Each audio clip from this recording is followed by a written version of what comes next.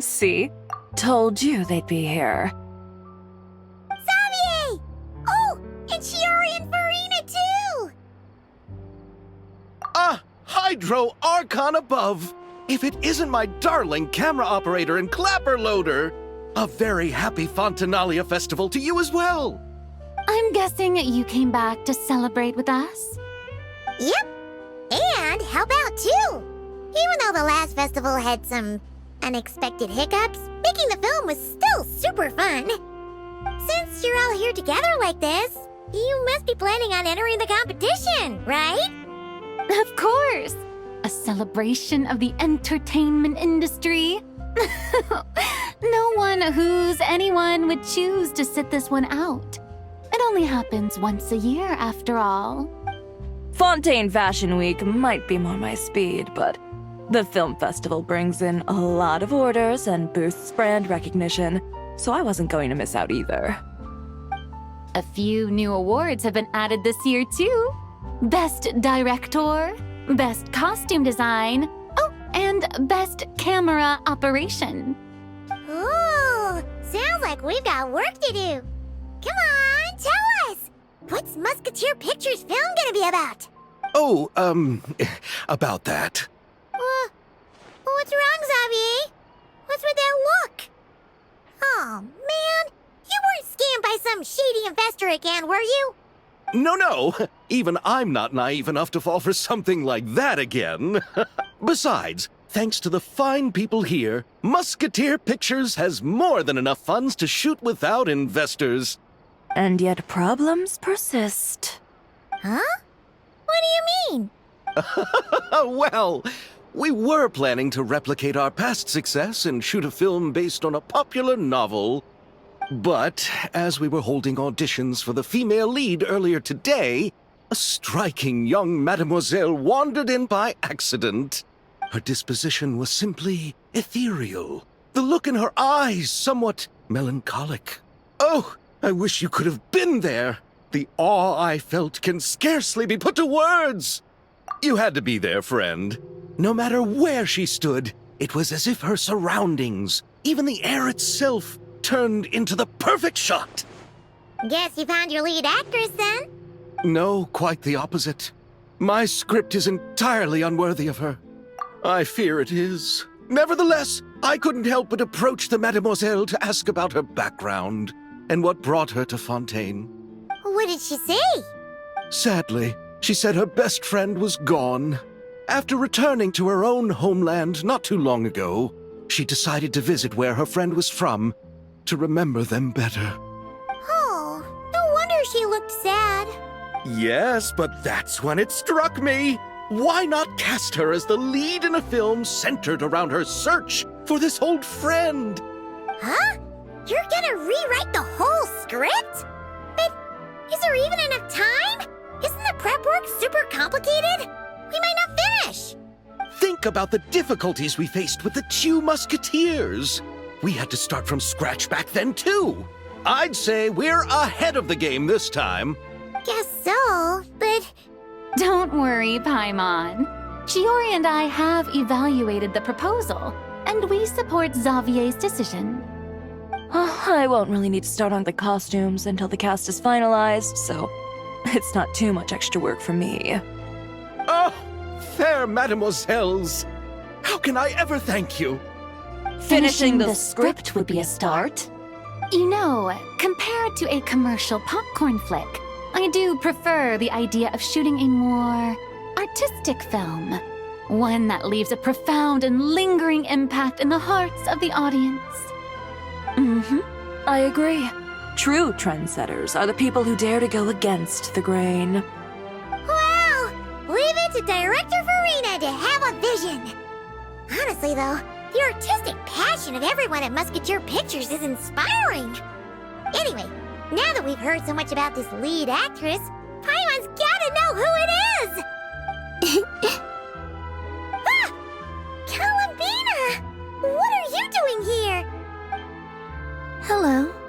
was just walking past when I heard you talking about me, so I came over. Huh? You know Miss Columbina? Of course! Wait a second. Does this mean Columbina is the actress who inspired the whole rewrite? Yeah. Hmm? Wait, so did you make the trip by yourself, Columbina? Yes. I mentioned how I wanted to visit other nations once things settled down in Notcry, remember? So I went to the curatorium to ask Never for advice. She told me about the film festival in Fontaine and said it might be fun to visit. I spoke to Lauma before I left too, and she thought it was a great idea to get out for a bit. It's just, I received quite different travel advice from the two of them. Oh? How so? Well, Lauma told me to go out and experience new things and make new friends. What a wonderful suggestion. That's how a trip should be. What about Nefer? She said, don't trust anyone and don't talk to strangers. Yep, that sounds like her. I can understand that too. It shows this Nefer cares about you a great deal, Miss Columbina. Yes, so I plan on combining their advice. All I need to do is turn strangers into friends, and then I can talk to them. Huh. That kinda makes sense. But also, not. Hey, Chiori. Oh, look who's back. Happy Fontinalia Festival, you two. Oh, looks like we have a superstar in our midst. How about an autograph, Big Shot? Ha, very funny. All settled then? Yep, the Duke gave his blessing, and I cleared it with the Udex. During the festival, inmates with good behavior will get a chance to spend some time on the outside. Under the stringent supervision of the Special Patrol, of course. Risley! It's been a while! Happy Fontinalia Festival! Does that mean Veronique and her brother will be at the festival? During a specific window of time, sure. Doesn't hurt to give the inmates something to look forward to. A little sun'll do them some good, I think. This is a friend from your travels, I'm guessing. Thought I heard something along those lines. Right! We should make some introductions, huh? Chevros, Risley, this is Columbina, a friend we met in Notcry. Welcome to Fontaine, Miss Columbina. I bet the weather's been quite an adjustment. Yeah.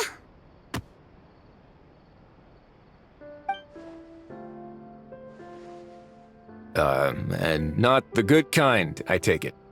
No, I quite like it. It's a lot warmer than Notcry. Then what was the punch for? Oh, should I not have done that? The flowers that bloom here are so vibrant, and the people are so kind. I just wanted to become friends as fast as possible. Ah, so that was meant as a gesture of friendship. Is that right, Miss Columbina? Mm-hmm. Isn't that what friends do? Right. Might have been a bit premature in this instance, though. Your friend here is quite the character. Good thing we said something. You weren't seriously gonna go around punching every single person in Fontaine, were you? No, just the ones I wanted to be friends with. That's not... what Paimon's trying to say is, maybe keep the punches to a minimum until after you're friends with someone. If you say so. You're quite the character, Miss Columbina. So, are we friends? Of course. Any friend of the Traveler is a friend of mine. Yeah. Oof.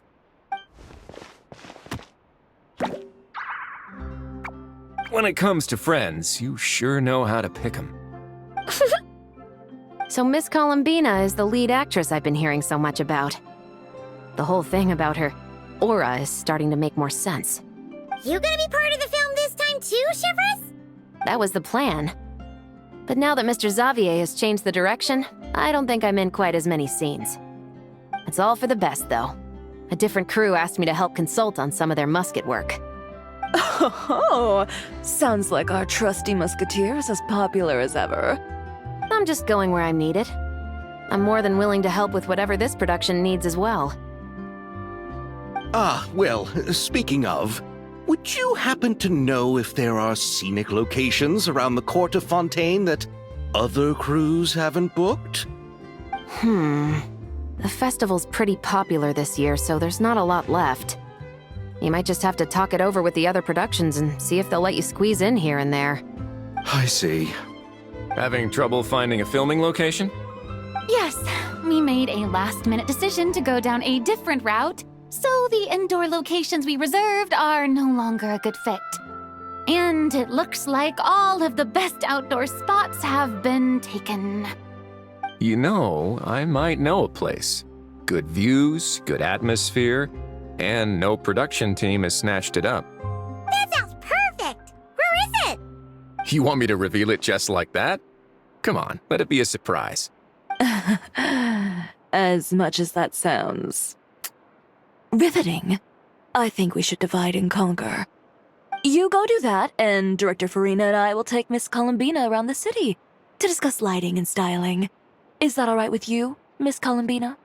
Traveler? Yeah, everyone here is our friend. So don't worry about a thing and just focus on enjoying your trip. Okay. All right, then the Traveler and I will go check out this potential filming location. It might even give me some inspiration for the new script. I'll leave this to the Duke then. Until later, everyone. Maybe we'll run into each other on set. Okay then. Lead the way, Risley. Paimon's not built for suspense. Let's get this show on the road. Who said anything about roads? Huh?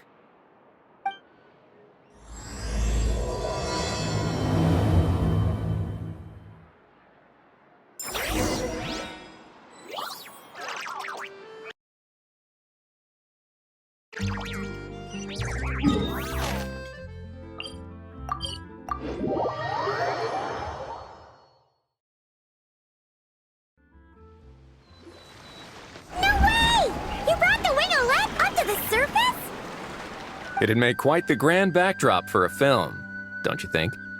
Paimon's more focused on the fact that this thing is supposed to be underwater, inside the fortress of Meripede. True. And keeping up with the maintenance on a vessel this big is a lot of work. It takes a crazy amount of manpower just to keep it up and running. Oh, Paimon kind of thought it just sat there until you needed it. I wish it were that simple.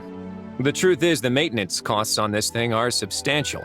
So we decided to rent it out during the festival to earn some extra mora. Besides, the inmates are the ones who keep it in good shape.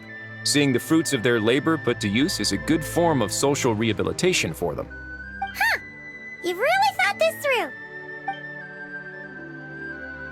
What you think, Xavier? Is this a good place to shoot? Ah, I've got it! Good messieurs and mesdemoiselles, I've got it! Gonna take that as a yes. The beginning is the hardest part, and the opening of this film has been eluding me, but now I know just how it should start. Glad to hear it. Thanks for bringing us here, Risley. Don't thank me just yet. This isn't quite a done deal. Huh? Not a done deal as in someone already rented it out? You said no other production teams had snatched it up. This person isn't affiliated with a production team. The rental fee was high enough to scare off plenty of other film crews, but she didn't blink. Made quite the generous offer, and didn't even attempt to haggle. Do you know what she plans to use it for? I'd like to at least have a rough idea before going in to negotiate. I didn't ask for the details, but I did see what looked like a fishing permit and a business license on her desk. My guess is she's planning on using it for some kind of restaurant or aquarium. A floating restaurant is sure to attract people, but an aquarium sounds cool too. The views from the ship make it a great spot for a date. The winglet might not be under my command right now, but it's always nice to see her admired. A film is sure to drum up some good publicity as well. I do hope we can work something out with the current captain. Well, guess we should head over and talk things out then. Best of luck.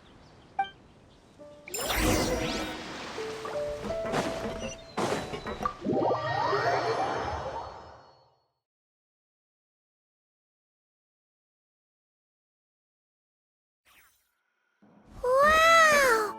The winglet that seems even bigger up close. The rooms are so spacious. Wonder who rented it out. Hello?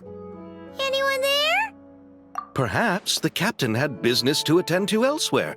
But why rent such a massive boat just to have it sit here without even leaving so much as a note? Let's try again. Anyone there? Hello? Seriously? Right now? What is it gonna take to get some decent sleep around here? Is a nap too much to ask for?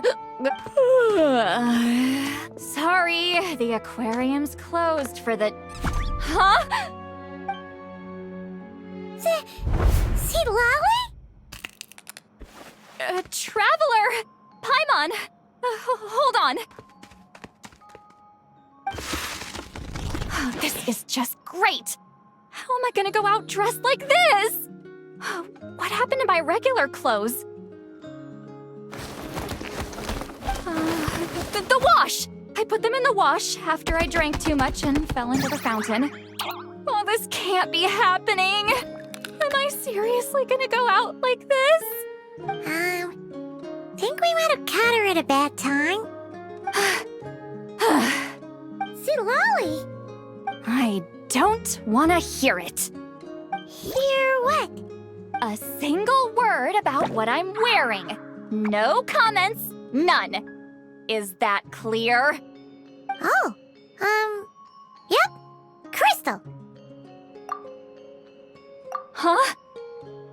You think so? No, wait, I told you not to say anything!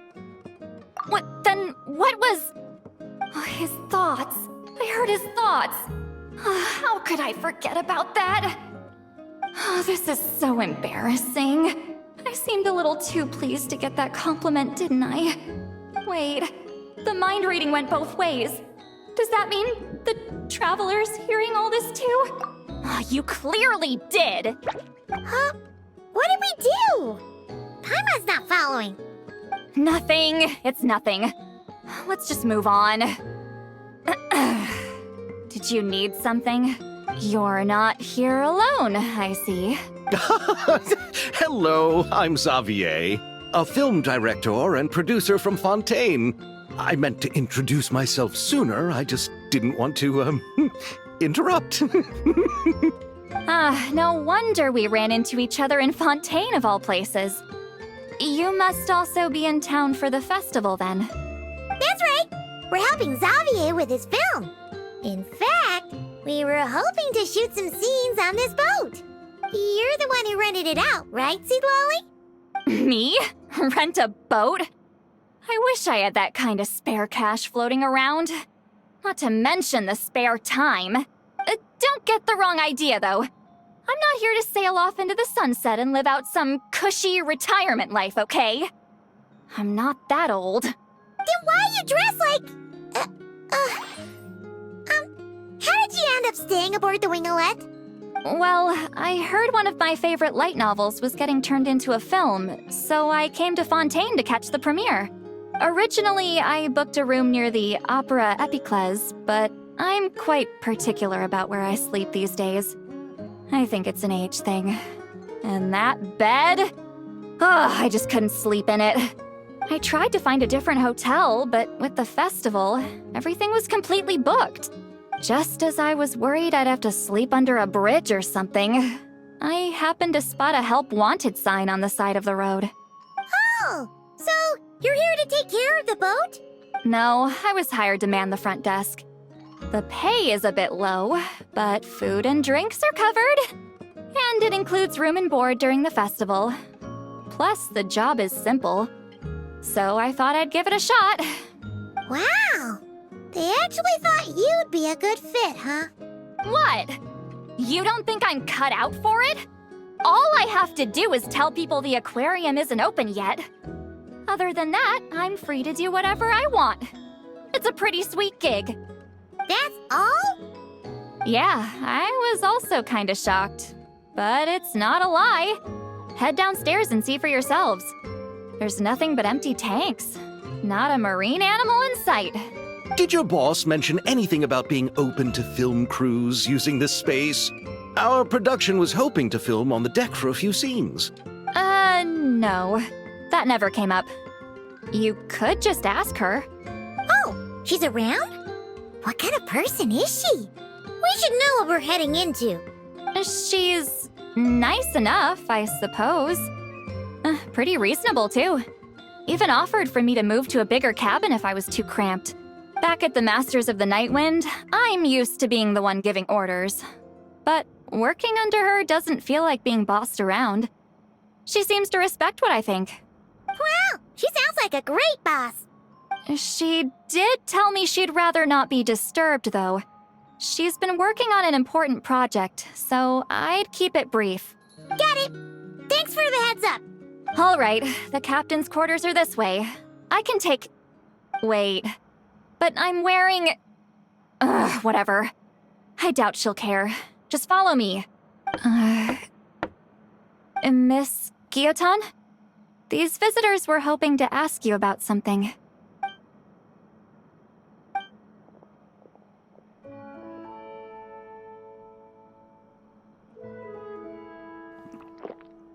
I thought I said to limit the interruptions. Just tell them the aquarium is still...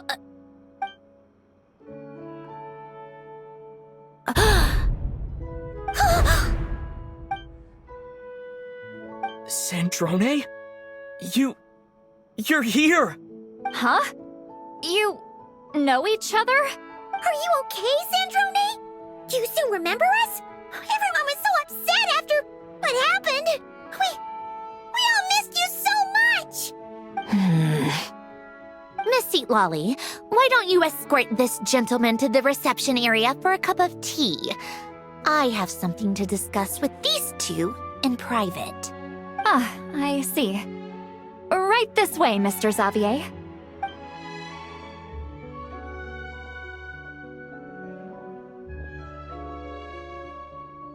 Sandrone? I really can't go anywhere without running into you two, can I? Are you okay? During the battle, your core... It was... Destroyed by that bastard Dottore. That's right. But as you can see, I'm fine now. No major issues. Or at least, there shouldn't be. Oh, what a relief! Oh, why didn't you tell us sooner? Or come back to see your friends? Now that I have the chance, I just want to say... Thank you for saving me. Huh? Don't get the wrong idea. I only saved you so we could complete that formula and defeat Dottore once and for all. Even if he did crawl back from the grave to make us all miserable again. That doesn't matter. You're still a hero. All right. But it wasn't just me. All I did was lend my brilliant mind to the cause and take care of one part of the plan. Although, I'm not denying it would have fallen apart without me. You got that right. You're amazing. But how did you go from a... From a lifeless pile of scrap to looking like this? Well, my mom was trying to put it a bit more gently, but... yeah. Where do I even start?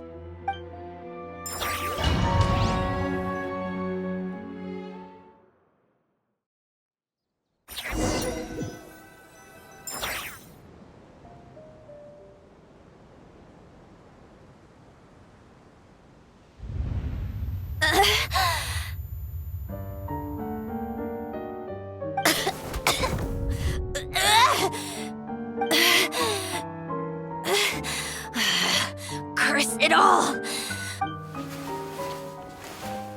Where am I? Did we do it? How much time has passed? I'm not in one of that lunatic's experimental labs, am I? Wait, Fontanian decor. Books from the Research Institute. Phew. One thing at a time. Initiate self-diagnostics. Assess the extent of the damage. Cut power to compromised, non-essential components. Then reconstruct available action modules. Severe damage to the core. Dottore, you bastard. Polonia?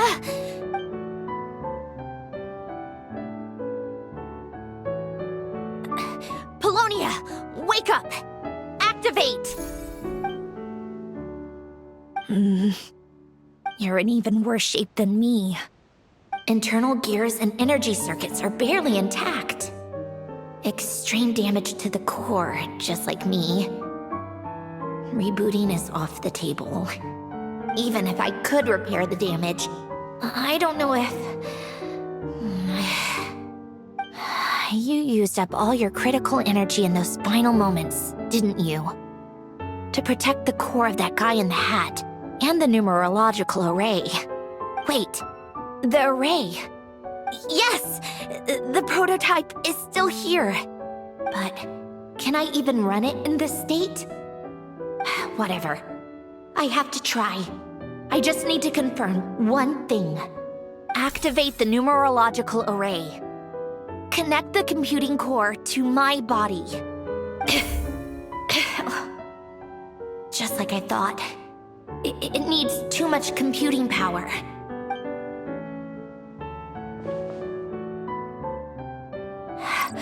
Cut off power supply to all functions except the thinking module. Please. I just need to ask one question. Initiate query regarding the 3 moon sisters. How many living moon goddesses are there in possession of the Trilunar Authority? 1. It worked. You did it, Columbina. You made it back. But how did I survive? The self-diagnostics showed damage severe enough to shut me down for good. What triggered the reboot? A built-in message. Only visible after a core reboot. The final gift. Alen! Were you the one who gave me this second chance? But why now? What activated it? What is that? A vision? Wait, no. It's a stellar linchpin?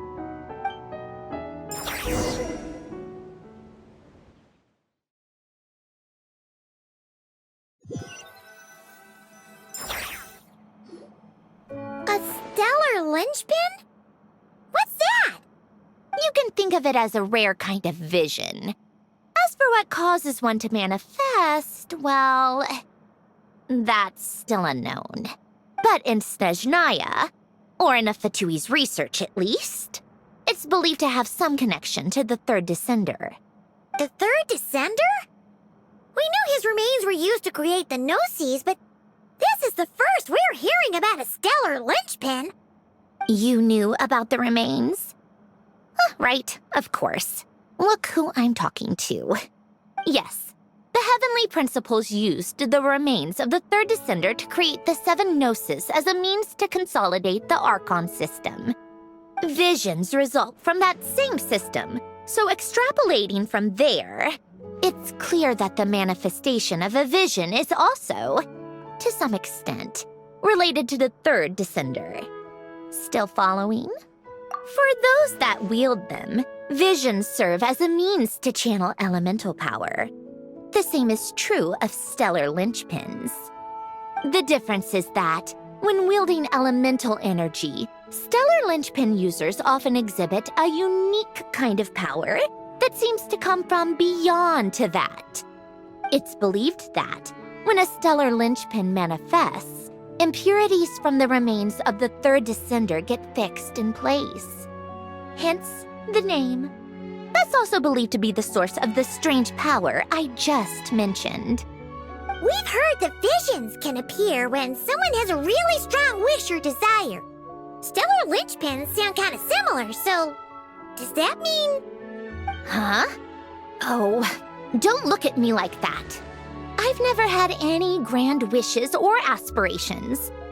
Just a list of things that drive me up the wall. So if you're asking why this thing appeared, I have no clue. All I know is that without it, the gift Alen left me, this built-in second chance, never would have triggered. The damage to my core was too severe. But thanks to the stellar linchpin's manifestation, it did trigger. And after my core rebooted, I was able to repair the damage to my body. I also managed to import the numerological array, along with some of Polonia's surviving algorithms, into this form. Wait, does that mean Polonia is... Yes. Unfortunately, Polonia is... beyond repair. Oh, we're so sorry to hear that. But you also mentioned something about a final gift? Yes. Alen often spoke to me about wishes and desires when he was alive. I suppose he thought there might come a day when I wished for something, and was willing to sacrifice my own life to fulfill it. So he left me a chance to start over. No, never. Alen once said I was his proudest masterpiece. That might sound boastful coming from me, but it's also an undeniable fact. After Alen died, I started studying how Polonia and I worked. Polonia is essentially a computational machine, so it wasn't difficult to figure out the mechanical principles there. But when it came to my own structure, that's when Alen, the Lord Artificer's true greatness, struck me once again. I attempted to imitate it when I created Catherine, but in the end, she turned out to be nothing more than a superficial replica. What? But his creation's go. Catherine is super impressive. We were shocked when we first found out she was a puppet. No, she's nothing compared to what Alen was able to create. Some of the mechanical principles of my own core are still a complete mystery to me. Keeping that gift hidden wasn't even a challenge for him. Just a shame I had to waste it on fighting Dottore. I just couldn't stand the thought of him coming out on top. If you put it that way, the world owes me a whole lot then, doesn't it? Wait, but all this still doesn't explain what you're doing here. Risley said you rented the ship and even had some kind of fishing permit? That's because I'm trying to go back to the place Alen and I lived when he was alive. My former home, I suppose you could say. The second chance wasn't the only part of the gift. According to the message, Alen left me a few other things that are stored in the house we shared together. I'm hoping that whatever he left me can help fix certain anomalies in my rebooted core. And help me understand why I received a stellar linchpin in the first place. Okay, so go back then. What does that have to do with fishing? And to think I'm talking to the saviors of Fontaine. Did you forget that the water levels have been rising for centuries? I can't just go back to the place I used to live because now it's underwater. Oh, right. With the rising water levels and changes in terrain, it's not just a matter of finding where it is, but also clearing away any sediment or debris. But Fontaine law prohibits unauthorized individuals and organizations from excavating underwater ruins. A Melazine caught me the minute I even made an attempt. Why not apply for authorization then?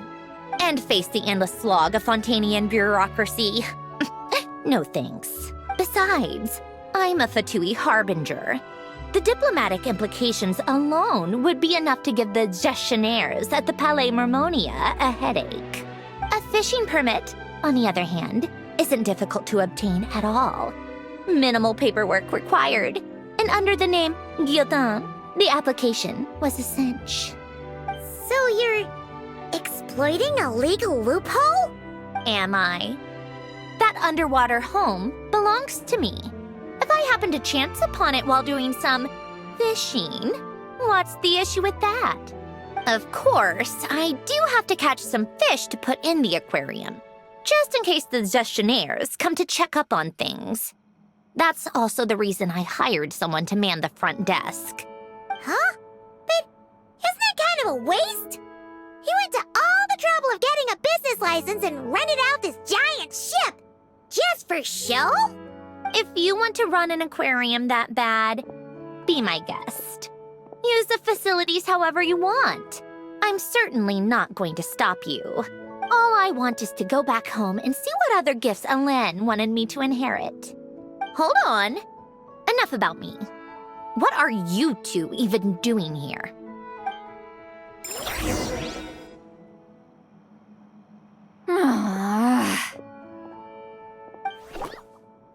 Seriously? They've been in there forever. The reaction when they saw each other was strange, to say the least. They're lucky I was nice enough to leave the room and give them some space. Back in the Masters of the Nightwind, I'm the one who gets to kick people out. I just want to know what they're talking about. Should I cast a little eavesdropping spell? Oh, no, what am I thinking?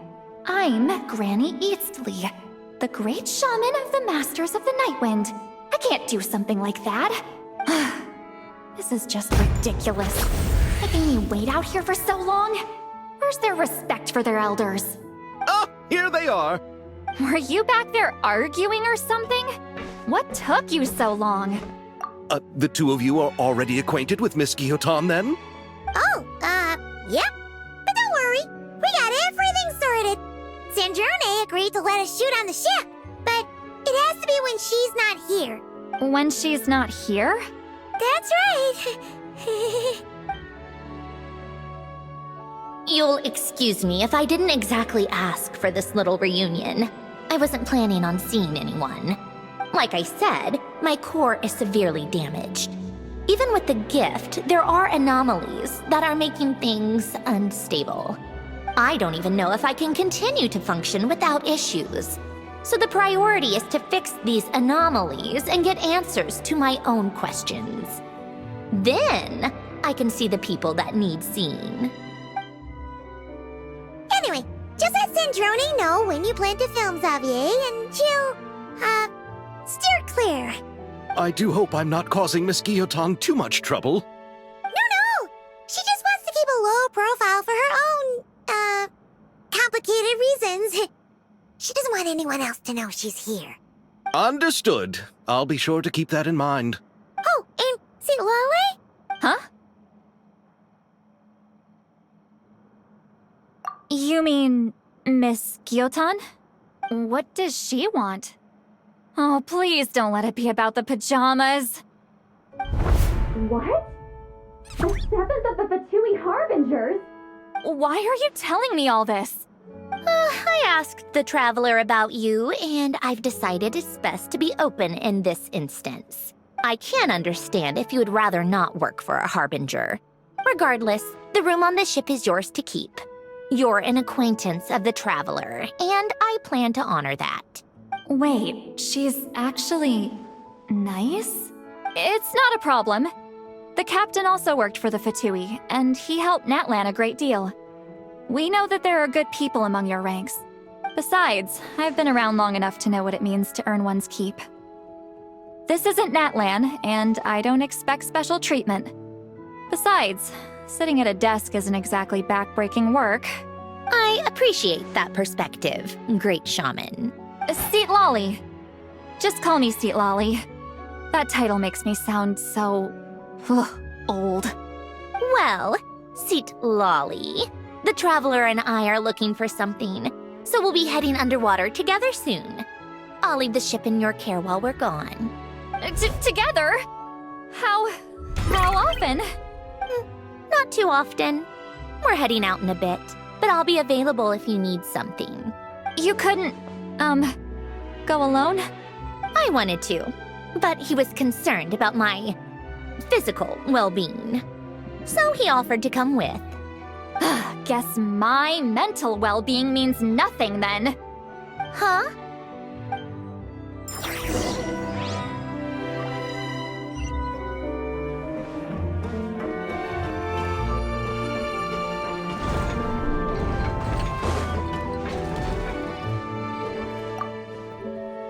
All right.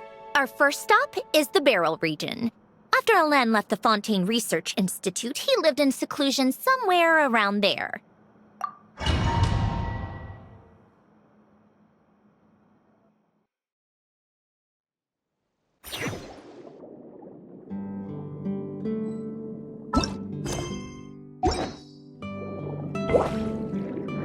Huh. This place has changed a lot. Guess I really have been gone for a long time. Let's look around and see what we can learn. Oh, and don't forget to catch a few to take back. We need to keep up appearances, remember?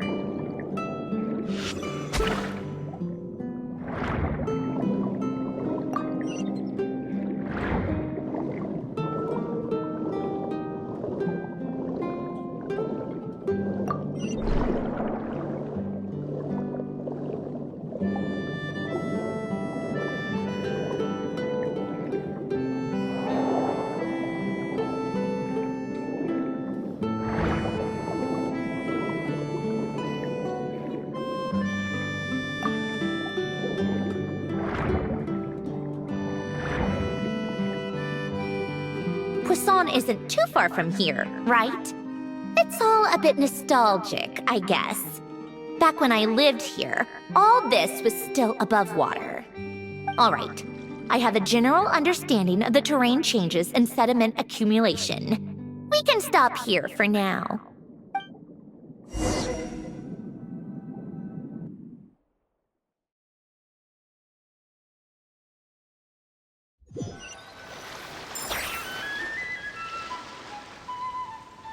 That went smoother than expected. I appreciate the help. No problem. You doing okay though, Syndrome? Seeing your home look nothing like you remember, that can't be easy. I'm fine. Times change. People change. That's the one thing you can actually count on. I made peace with that a long time ago. You should head back and put them in the aquarium tanks. We finished ahead of schedule, so your crew is probably still on the ship. I'll follow in a bit. Right. Xavier said he was gonna test out a couple of shots. I'm sure. I want to take another look around on my own. Okay then. Want us to let you know when the filming is done? No need. Columbina relies on Kuvaki to perceive her surroundings. In Nodcry, her senses are heightened because Kuvaki is everywhere. But here, as long as she doesn't activate her abilities, her range of perception should be equivalent to an average person's line of sight. I figured that out back in Snezhnaya. That's oddly specific. I have hiding from her down to a science. So, what? Things might be a bit different now that she's merged with the Moon Sisters.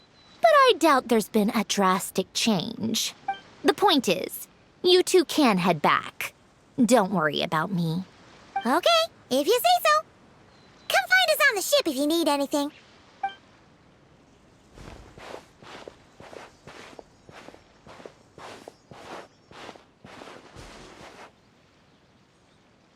What did you leave for me, Alain? Did you know I would come back? Or did you make it so I would have to?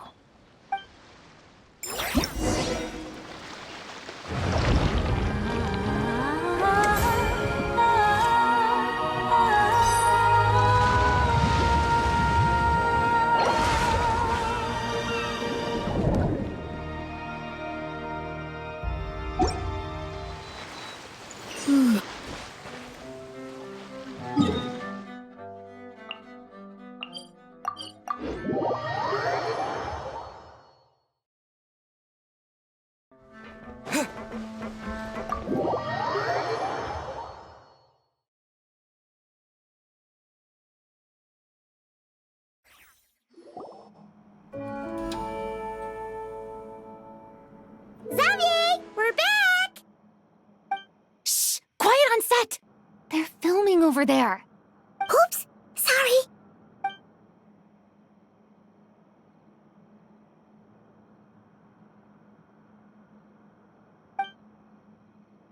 What's your take, Detective? Bullet wound to the chest, gunpowder residue on the clothes. The victim must have been shot at close range. You think it was someone they knew? Yes. It's possible the suspect arranged for them to meet at this very spot. A reasonable deduction. But you're overlooking a crucial clue. What? The victim's pocket watch is missing. And cut! I think we got it! Good work, everyone! Phew, finally. Acting was nerve-wracking for me when I first tried it too. Just loosen up, and you'll get used to it in no time. Severus! Charlotte! Oh, hello there, you two. You're filming here too? Oh, so Charlotte's crew must have been the one that asked you to help out, huh, Severus? Yep. They heard about a potential filming location and wanted to come check it out. But when we got here, your crew had already beaten us to it. Luckily, Xavier and our director, Lapine Pauline, go way back. In the end, we agreed to just share each other's filming locations. Considering all the last-minute changes, that's just what Musketeer Pictures needed. For sure! Based off the scene just now, you must be the star of the film, Charlotte! You bet! This detective costume really suits me, don't you think? Oh, for sure. You're already right at home lurking in the shadows taking pictures of this and that. Add a notepad and you're practically method. Thanks, Miss Chiori. I appreciate the compliment. That didn't sound much like a compliment to Paimon. So this is a film set? It looks like a very happy place. This must all be quite new to you, Miss Columbina. Yes. I watched a few films with a friend once, but she thought there was no point if I wouldn't open my eyes. So she stopped inviting me.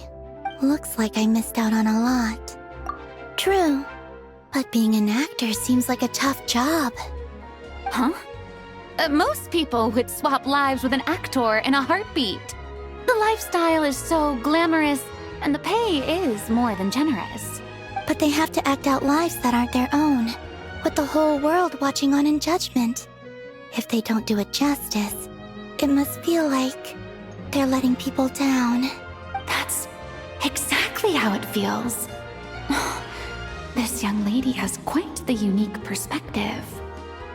Well, that's true. But these actors are here because they want to be and they think it's fun. Most of them, at least. Not to mention, the film we're shooting is based entirely on you, Miss Columbina. You just need to be true to yourself. I don't have to pretend to be someone I'm not? Not at all. Authenticity is what we're after. For example, this first scene opens with you on the boat, sailing to your friend's homeland. You just need to think about that moment in the story and picture how you would feel. Oh, okay. We're all here? Wonderful! Let's head to the deck and get shooting. Oh, and this is for you, dear Paimon, your clapperboard. Whoa! Is this the same one Paimon used for the Two Musketeers? The very same. I saved it just for you. Thanks, Xavier! Feels like being reunited with an old friend. Of course! That said, I have a different job in mind for you this time, traveler. Our film is focusing on a single protagonist, so conveying the subtle changes in her state of mind is of the utmost importance. In addition to the actor's own performance, another way we can convey that is through lighting. Huh? But there's already a lighting specialist, isn't there? Yes, but it's clear the traveler and Miss Columbina share a deep bond. You might have a better chance of understanding her frame of mind in certain scenes. Oh, that makes sense. So, what do you say? Willing to take on the role of lighting specialist? It's settled! I leave the job of translating our leading lady's inner thoughts in your capable hands.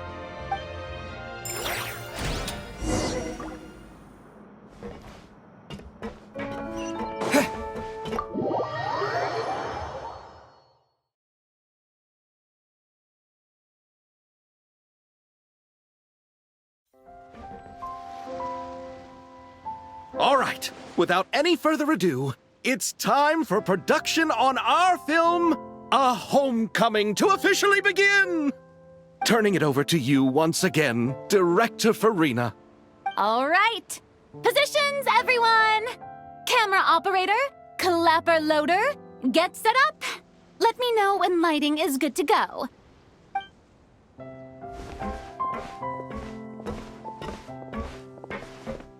All you need to worry about, Miss Columbina, is hitting your mark.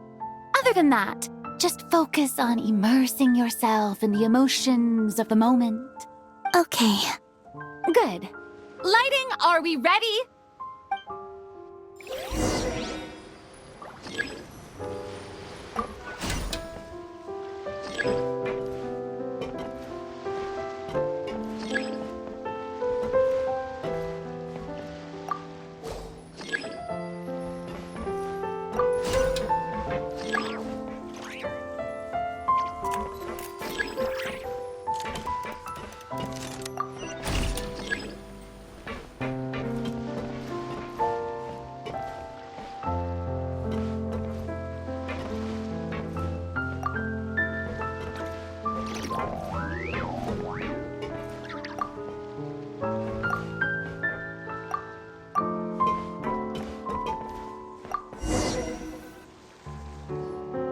Ready.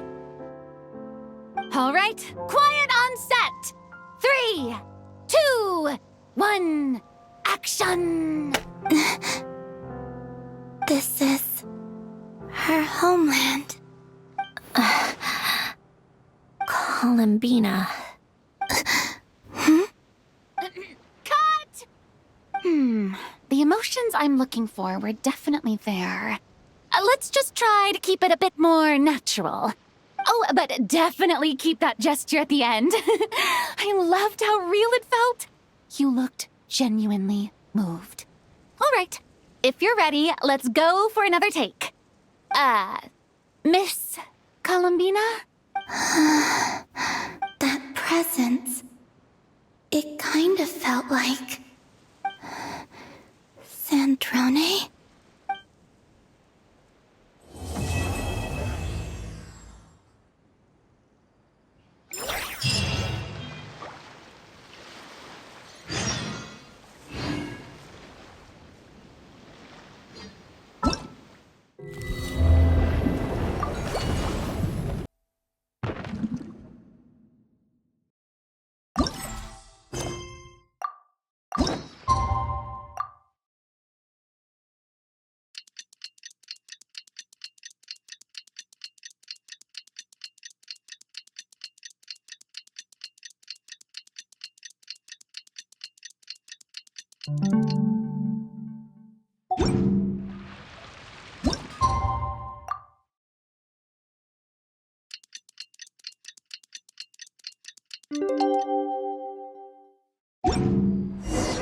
Sandrone said that if everything goes smoothly, we should be able to pinpoint the exact location of her home today.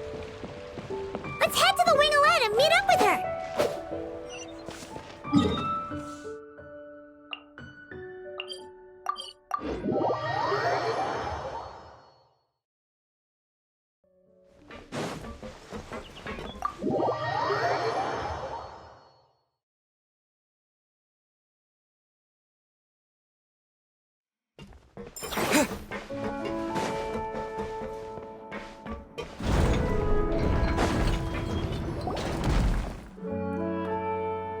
Ah, you're here. We should get going then. Xavier and the others should be filming soon. How's it going? Have you managed to figure out the location of your home yet? I've narrowed down a few potential locations. We just need to take a sample from each one. Once the equipment analyzes them, we should know the exact location and where to find the entrance. Great! We should get started then.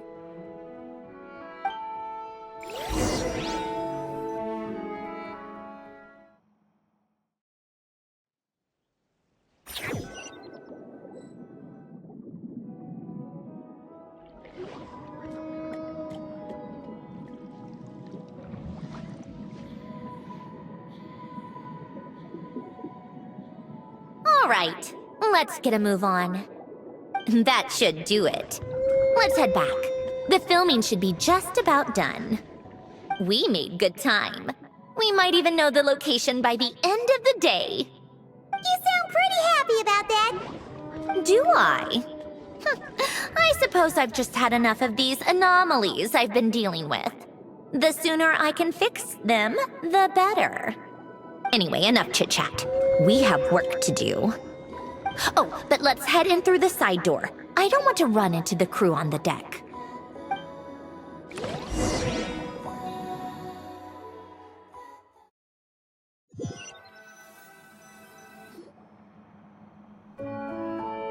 All right, now we just need to wait for the results. Since we have some time to kill, I suppose I might as well see how this aquarium of yours is coming along. You seemed quite enthusiastic about it, after all. It's really coming together.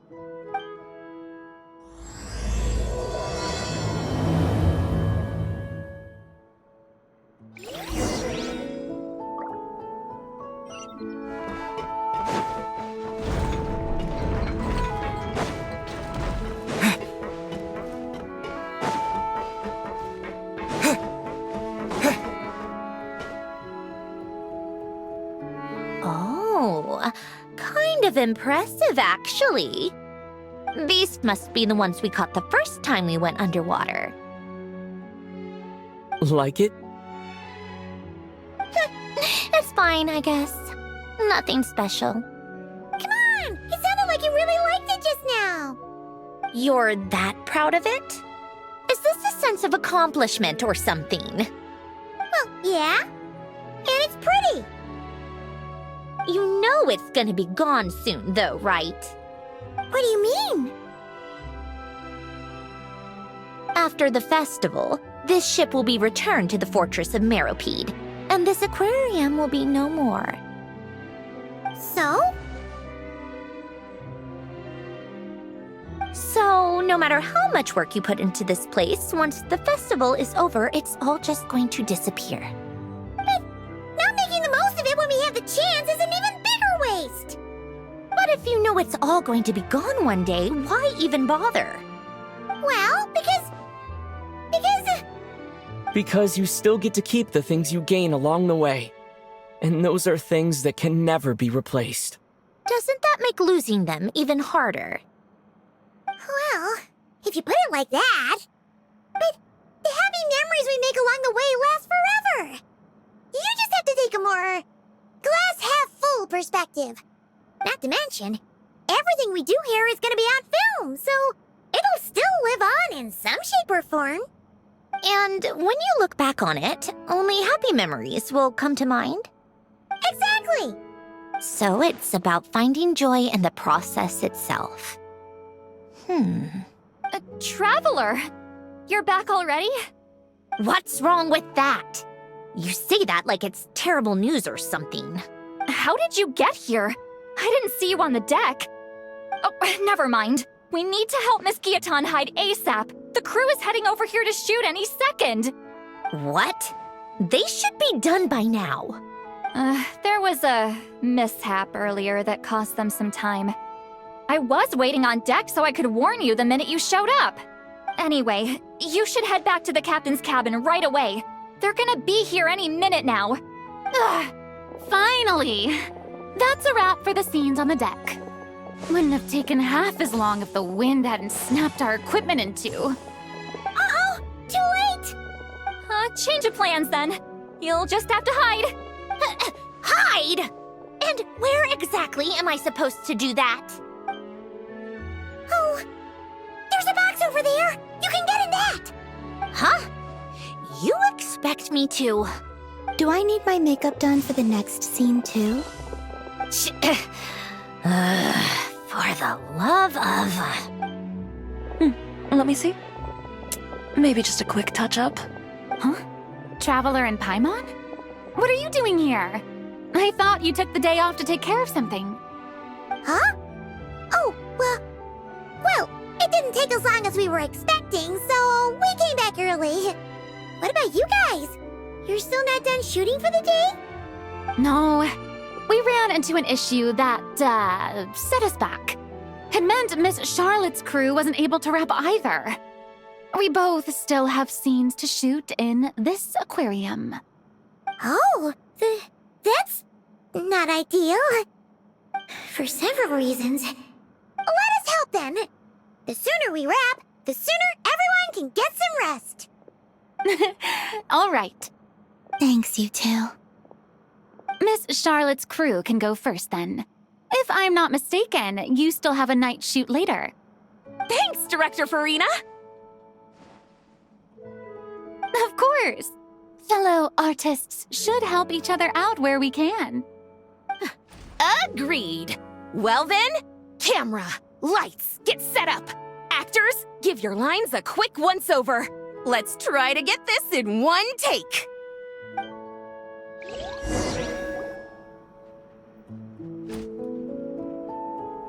All right, places, everyone! And 3, 2, 1, action! So, the story ends like this. But when Duke St. Germanus departed, he clearly said that everything was beyond redemption. Huh? That sounds familiar. Wait, it's from that novel I came across while researching the numerological array. He's only a genius when it comes to mechanics, and everything else, he's just an ordinary person. Huh? What was that noise? Whatever, I'll just fix it in post. Miss Jacoba, please don't speak as if I were the accomplice. Not so hard. This box isn't sturdy enough for that. This is why I keep saying, don't put too much trust in Clockwork Mecha. Unlike humans, machines don't have a heart. A heart? That's right. It's what's on the inside.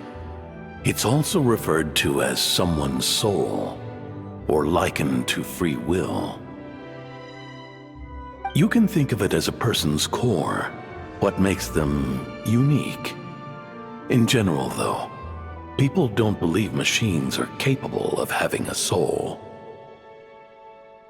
You said my emotion module was faultless. It is, but that's not quite the same thing. Do you think I have one then? A heart? I don't think so. I know so. The question is, do you recognize it within yourself? That's where you're wrong. I can't believe this. Forcing me to hide in a box and listen to this drivel. Me. In the end, clocks tick through tranquil years. Fish swim in crystalline springs. No matter how grand a dream is, it will fade away like this. Forlorn, wordless, silent. And cut. Whew, that was a long one. What did you think? If she makes them do another take, I'm going to flip her lid. And not just the one to this box. Well, there were some weird audio things going on, but acting-wise, it was great! It's a keeper! Perfect! That means I can get out of this box. It's our turn. Camera operator, set up for the next scene.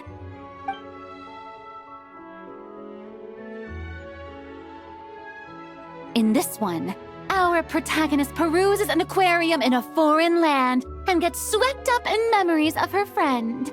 So, in terms of lighting, that's the vibe we're going for. Got that? Shoot, Paimon thought there'd be a break and Zandroni could slip away. What are we gonna do now? break a leg. Yep, we're headed off to shoot our next scene. All right, quiet on set. We're about to start rolling. Ready, Miss Columbina? Miss Columbina? I think she would like this. Quick, we should roll on this. It doesn't forage with the others, or prey upon its smaller kin. Instead, it remains where it is, cradled in the coral's quiet beauty, as though the raging cyclones above are of no consequence. And yet, she still stood before the cyclone in the end. So I think that story has it wrong. She is no different than us. She has a heart. Columbina. Hmm?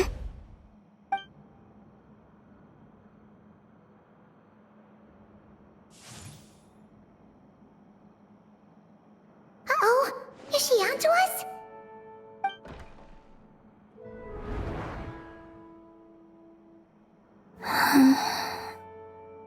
What is she doing? Cut! You okay, Columbina?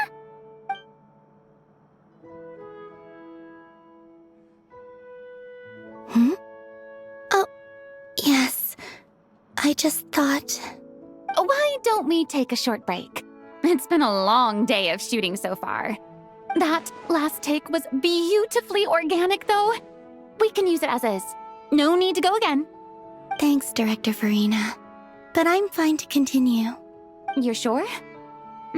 In that case, let's shoot some quick B-roll. Then we can move to our next outdoor scene.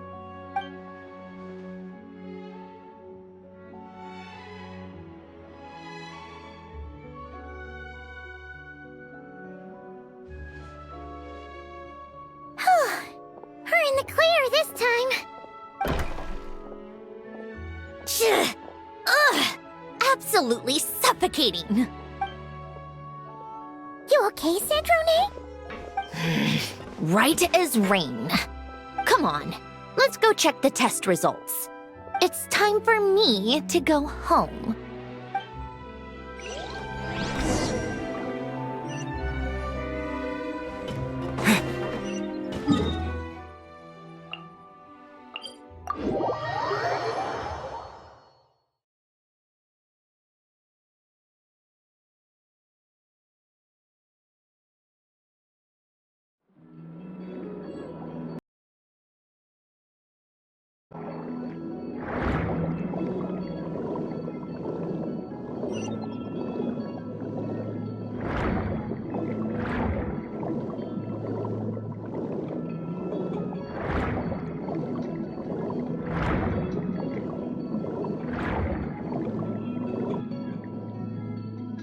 All right, it should be around here. Give me some space. I'll activate the water insulating mechanism.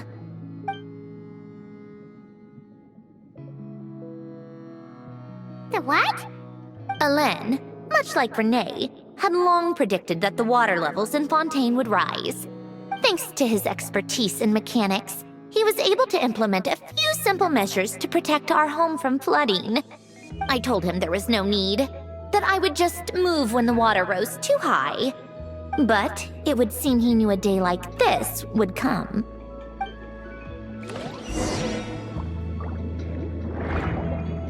All right, the silt has been cleared away. Go activate the mechanism for the first sluice gate. That will fill the empty middle chamber with water.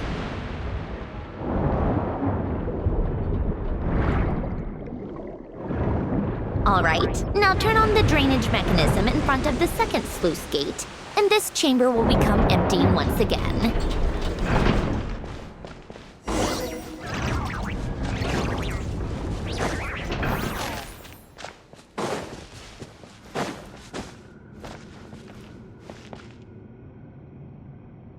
So, this is where you used to live? It's beautiful! There's even a garden! Back when I lived here, it was my job to tend to the potted plants and flower beds. Still growing strong even after all this time. Who would have thought? If the weather was nice, I would take Alain out in his wheelchair and we would go for a walk. Before long, we started bringing Polonia along too. Come to think of it, I was the only one who could get around easily back then. Polonia always got stuck at some point, and it was up to me to launch a rescue mission. Happy. I suppose they were. Uneventful, but pleasant. Repetitive, but peaceful. It was like living in a world where time didn't exist. Of course, that was all just an illusion. Death still awaits all of us at the end. Oh. All right, enough standing around.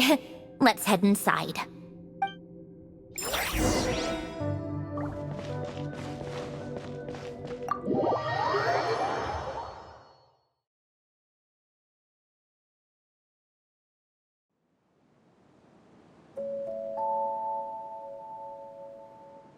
Yep, this place is exactly how I left it.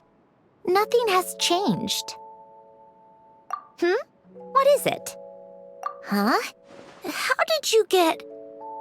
Oh, Arlecchino gave it to you, didn't she?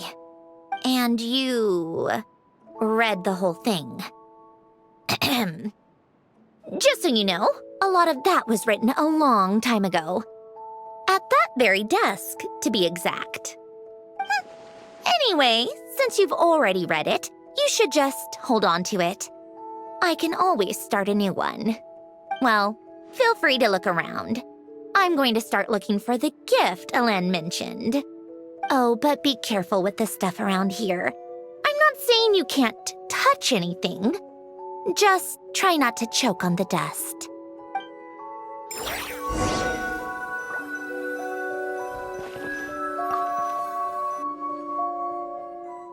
Oh, these are some of Elen's drafts from his later years. Just casual doodles, really. And these are just some unimportant letters. I couldn't be bothered to sort through them before I left.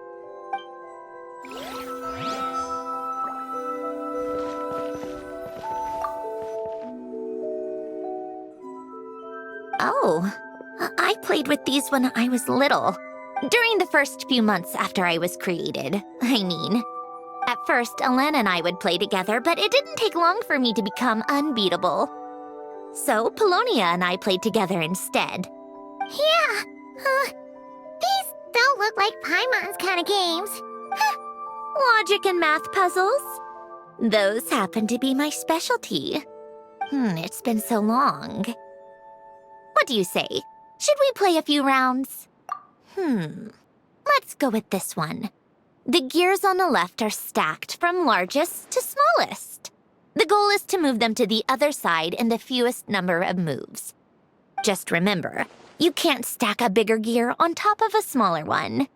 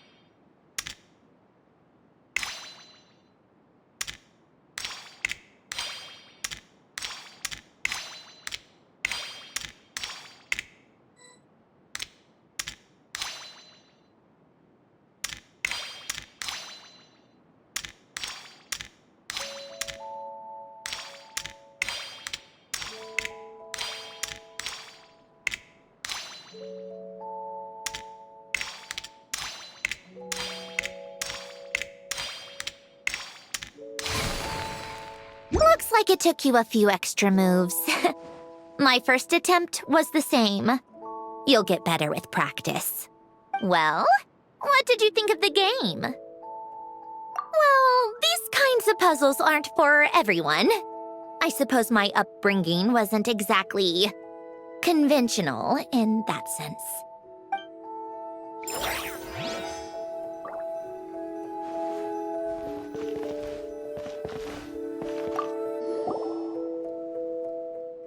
Wait, the people in this picture look kind of familiar. Oh, this was taken when Hélène and Renee were both still at the Fontaine Research Institute, before their falling out. In his later years, Hélène would often sit by the fireplace and stare at this picture, wearing an expression somewhere between guilt and longing. He said he sometimes regretted not helping his friend when he needed it most, even if just to stop him.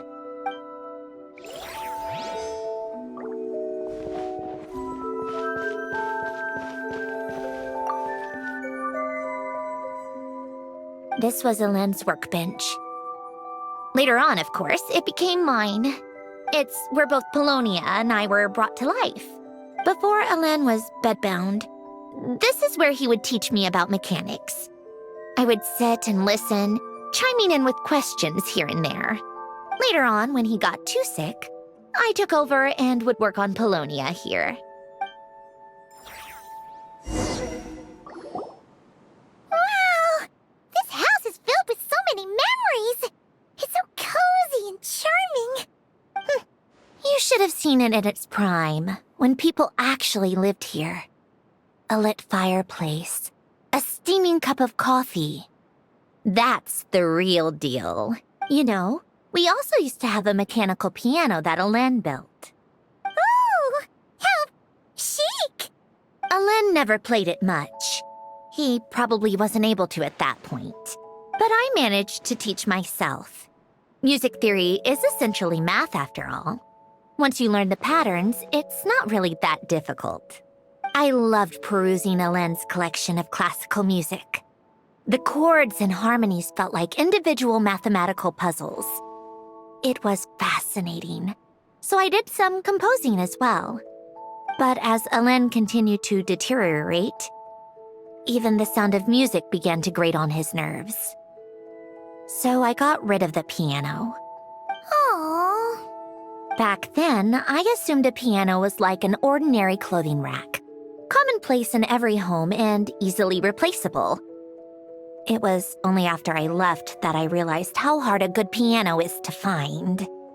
Enough about that. Hélène's gift should be just in here. The only things undisturbed before I left were a few of his personal belongings.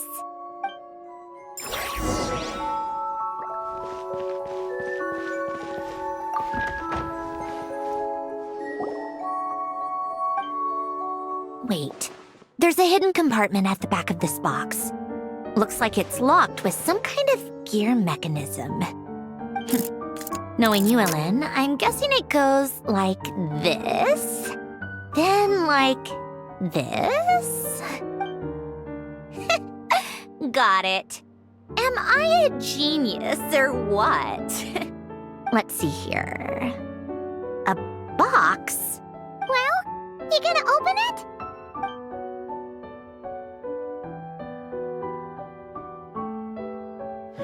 It's heavier than I was expecting. Just how much stuff is in here?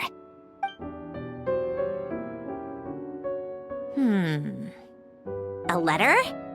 And a bunch of junk underneath it. None of it seems that important.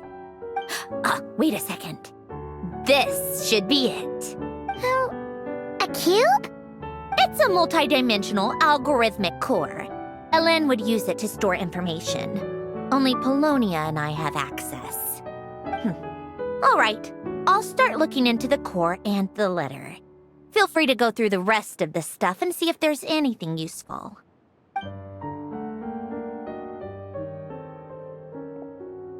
Okay. Hold on. There's another picture in here. This one has writing on the back. A snapshot of you playing among the plants shortly after you were born. You seem to like these flowers a lot. May you grow and flourish just as they do. Huh? Wow! Look how happy you are in this picture! You've changed a lot since then, huh? What's that supposed to mean? Just that you come off kind of aggressive sometimes. Or, annoyed at everyone around you? Well then, people should stop being so annoying. It's not like I'm the one with the problem. Of course not. Oh, here's something else. Looks like a piece of paper torn out from somewhere. Today, I solved another math puzzle and made a breakthrough on a construction problem the Institute has been stuck on for years. Am I a genius or what? No, wait, that's From now on, I should have people address me as Her Highness the Clockwork Princess, unraveler of all reason. Nope. No more of that. I thought I tore this page out. You wrote this? Then how did it get... Wait, there's more writing at the bottom. You seem to have developed a distaste for this particular entry, considering I found it in the trash. I'm sorry, but I could not help but hold on to it. Forgive me. Lynn! Don't be embarrassed.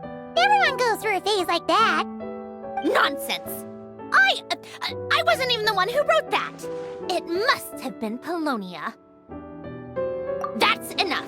I told you it was Polonia. You know what? We're done with this. No more rifling around in the box. Just put it down and let me read the letter. To my little clockwork princess. Not another word. Got that? If you're reading this. You've most likely received the gift I left for you. I just hope you didn't stumble across all this while cleaning out my effects or something trivial like that. I once asked if there was something you wished for. Do you remember that? I wonder if time has changed your answer. Regardless, I have another gift. A formula that will allow you to come face to face with the anomaly inside of you. If you even still call her that. Why this gift? To understand that, allow me to wax poetic on the soul once again. I would ask you to stick with me until the end, but I know you will. You always have. I believe a person should be born twice over in their lifetime. First, there's the birth that grants us life. Then, the birth of the soul. It's a matter of transforming the life bestowed upon us into the life we choose for ourselves. And to do that, we must look inward. We must make a conscious choice to define the meaning of our life, instead of allowing the happenstance of our existence to pass us by. This is the process of recognizing the soul that lives within us. You are my proudest masterpiece. I told you that long ago. But to me, you have never been a creation or a machine. To me, you're just like the rest of us. You have a heart. In fact, some theories think of the human brain as nothing more than a machine, and thought the product of its computations. So you see, perhaps we're not so different after all. Your inner machinery is just far more advanced than most. No matter how one looks at it, the heart is a complex thing. A place where logic and reason collide with our emotions. Your computational capacity allowed you to become sentient and develop logical reasoning. But it also granted you something that, on the surface, might seem contradictory. Emotion. Emotions and logic often clash with each other.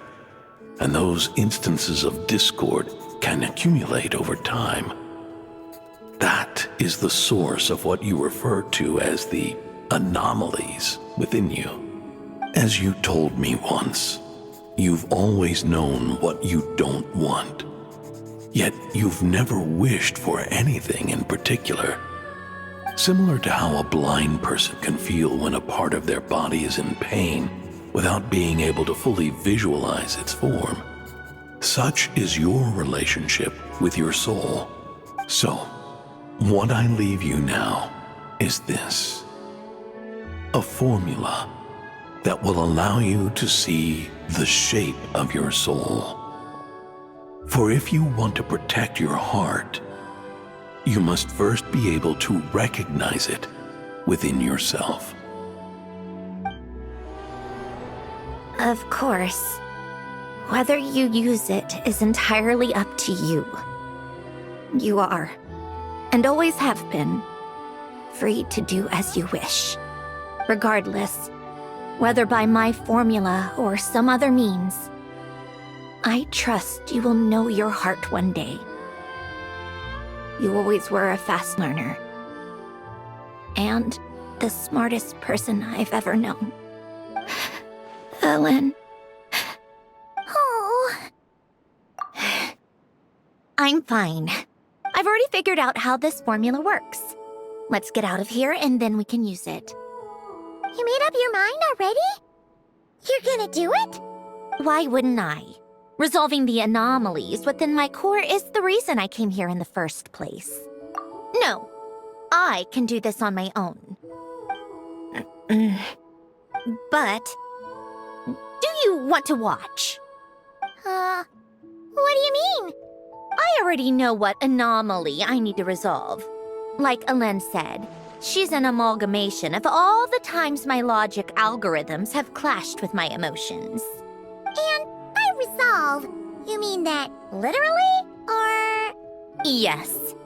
But if you, let us in like that, wouldn't that mean letting us see a bunch of your, inner thoughts and secrets? If what Alen said is true, then I'm about to be... born anew. Or whatever. This is your chance to be lucky enough to witness it. Besides, you already read my whole diary. When it comes to keeping my innermost thoughts to myself, well, I think that ship has sailed. You're really sure about this? Tch! How many times do I have to say it? I finally let you in as, friends, and you want to question it. I'm not gonna offer a second time. Enough with the mushy stuff. Just follow me.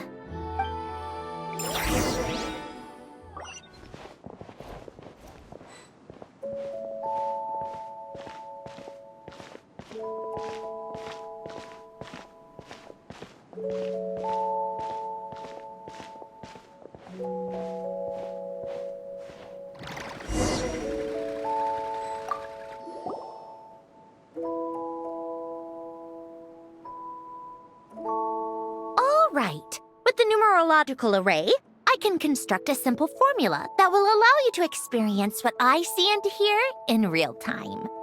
Oh, just like St. Lolly's scent-sharing technique. Been there, done that. Huh. Sounds like that shaman has some tricks up her sleeve. The arcane and the mathematical are both fundamental laws of this world. Being able to achieve a similar result through both isn't surprising. Anyway, let's get this show on the road. But no comments from the peanut gallery, okay? I know I offered, but I still don't want any interruptions.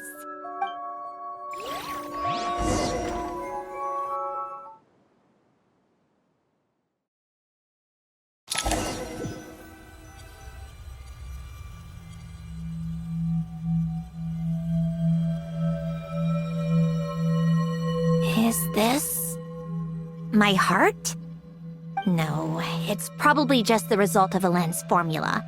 A space dedicated to resolving anomalies. Huh. But it looks like the walls are all... mirrors? You made it. About time. Is that me?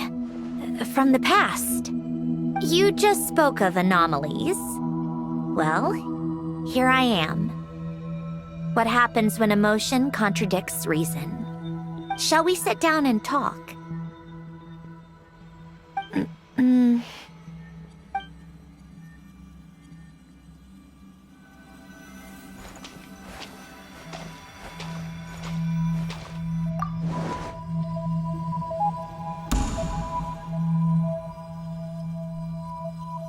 That should do it. Hello? My name is Alain Guillotin. Can you hear me? Brings back memories, doesn't it? The time we spent here. Here. I want you to have this. A notebook?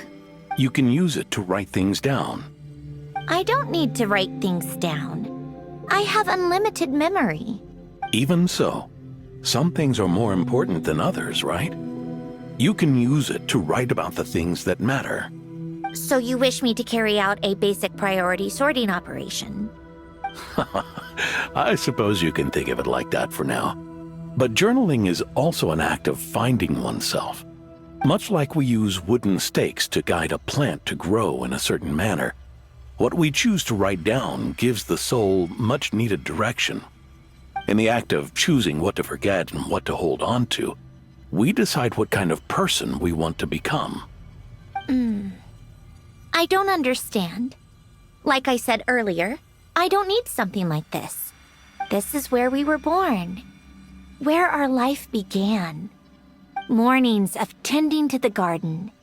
Afternoons spent cleaning, reading, or studying. Evenings of cozying up by the fire, listening to Alain share stories about his past. Alain. What is it? What are you drinking? Oh, this? It's coffee. It, makes me more productive. I want to try it. Oh, okay. Here. Bitter. Speaking of, why did you design me with senses? Taste, smell, touch. Well, I'm not quite sure. It just felt like the right thing to do. I suppose I hoped you might have a life of your own one day, and that you deserve to experience all life has to offer. Oh. Still bitter. But the smell is nice. I thought those peaceful days would go on forever. You know that's not possible. Maybe. But how was I supposed to know the end was just around the corner? That was just bad luck. Was it? Well, it certainly became a pattern, now didn't it?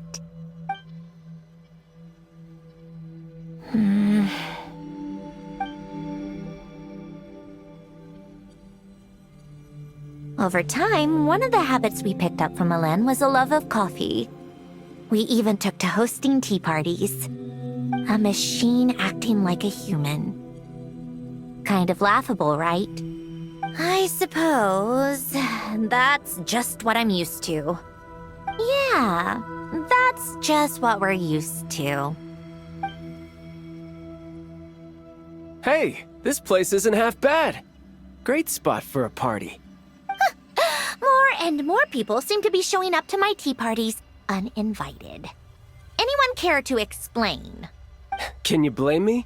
I saw Columbina leading Capitano somewhere, and I had to see what that was about. I had simply asked Columbina where I might find Arlecchino. I have business to discuss with her, and Columbina suggested looking here. Tartaglia and I were unaware that this was a private gathering. Apologies for the intrusion. It won't be for long. Whatever. Just add it to the list of annoying things that have happened today. What's one more? Since you're here, you might as well stay for a cup of tea. See? Told you she wouldn't mind. Much obliged, Sandrone. Well, look who we have here. Good thing I brought extra desserts. This has turned into quite the occasion. Capitano? I was just about to go find you. Pardon the intrusion. Rest assured, I won't sully your gathering with talk of work. We can have our discussion later. Spoken like a true gentleman. A certain unmannered 11th seat could learn a thing or two. You know, you really should start being nicer to me, Rosaline. Or I might just snatch that 8th seat right out from under you. I'd like to see you try. If you're gonna fight, take it outside. The only mess I plan on cleaning up is tea-related. I still don't understand how our quiet afternoon turned into such a crowded gathering.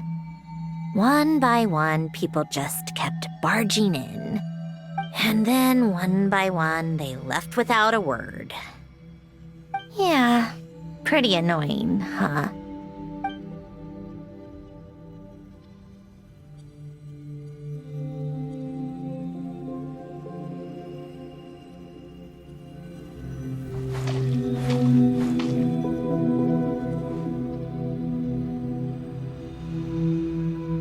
Of all my days with the Fatui, the times I spent with you, Arlecchino, and Rosaline, they were my favorite. Goodbye, Sandrone.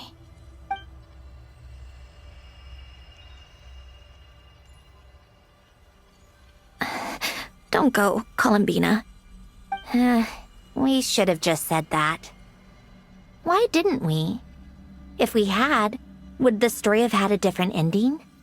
She couldn't stay. There was no future for her here. She would have just faded away. You're right. I suppose that's why you call me an anomaly. Every time you make a decision, there's a voice inside your heart. My voice, asking to contradict all logic and reason. Why didn't we make her stay? Is it worse to fight for something just to lose it? Or not to have fought at all? Don't you find it unfair? One by one, we keep losing the things we care about the most. But in the end, whether I want to fight for something or cry over all we've lost, you just push it down and pretend not to hear.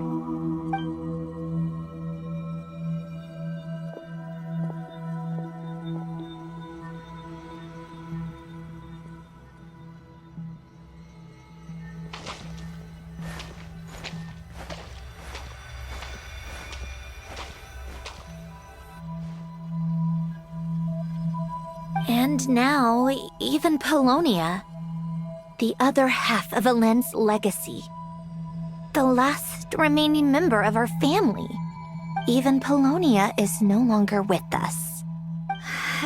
I did everything I could, but it's just like Elend always said. Polonia was one of a kind. There was no replicating what he managed to create.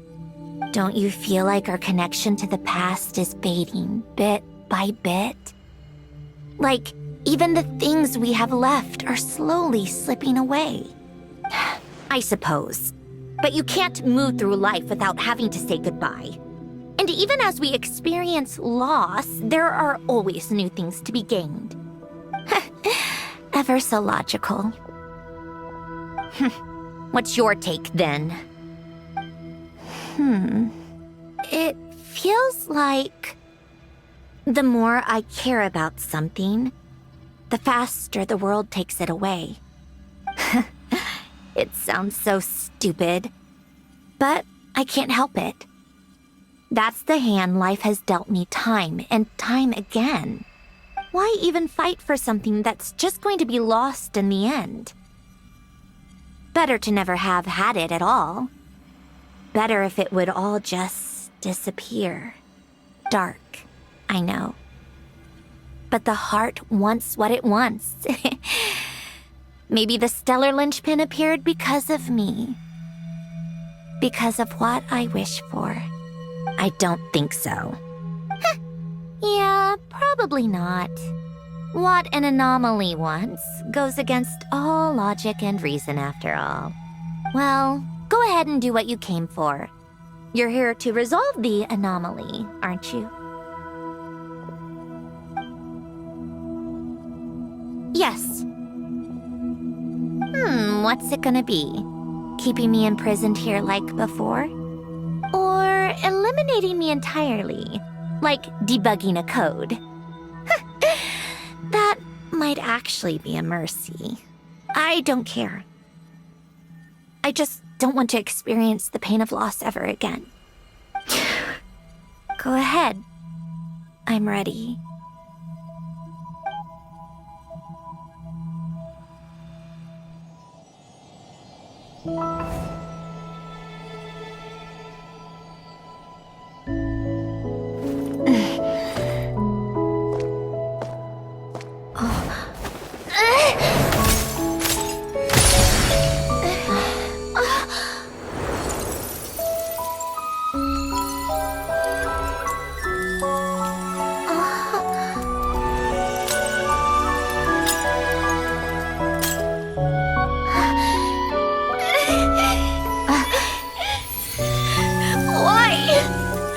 Why do we keep losing everything we care about? I know it hurts, but that's life. I wish... I know. I've always known.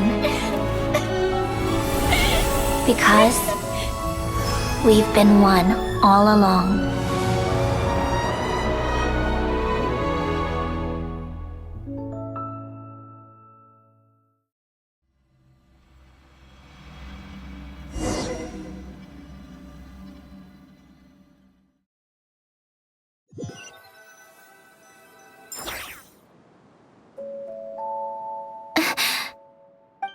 Sandrone? I'm fine. It's okay to cry, you know. Cry? You've gotta be kidding me. Save the comforting for someone who needs it, Paimon. The emotional side of my core algorithm. My emotion module has always been fully developed and operational. Elen tried to tell me that too. I've just chosen to ignore her voice all this time. I suppose. Come to think of it, it's kind of like the aquarium on the ship. The aquarium? The old me took one look at it and saw something I would inevitably lose. So I stopped putting in the effort. Then, one by one, the fish all swam away, and the place became even more bleak and depressing. Pretty pathetic, right? Don't say that! A lot of people would feel the same. It just shows how much you care about what you have. Now? After seeing what you've done with the aquarium, I have to admit, I think it's beautiful. It's like you said, we get to keep the things we gain along the way. And those are things that can never be replaced, because we choose to hold them in our hearts. Well said! Besides, I've already died once. I'd be stupid not to make the most of this second chance. Right! Earlier you, or your inner self, mentioned something about her wish. What was it? You think that's something you can just ask and I'll tell you? Think again. I may have accepted my emotional self, but I'm not about to go all soft and mushy on the inside and pour my heart out. That said, taking a step in the right direction couldn't hurt. Starting with cleaning some old aquarium tanks of my own. Huh? Metaphorically speaking, I mean. Come on, let's head back to the ship. I need to talk to that shaman.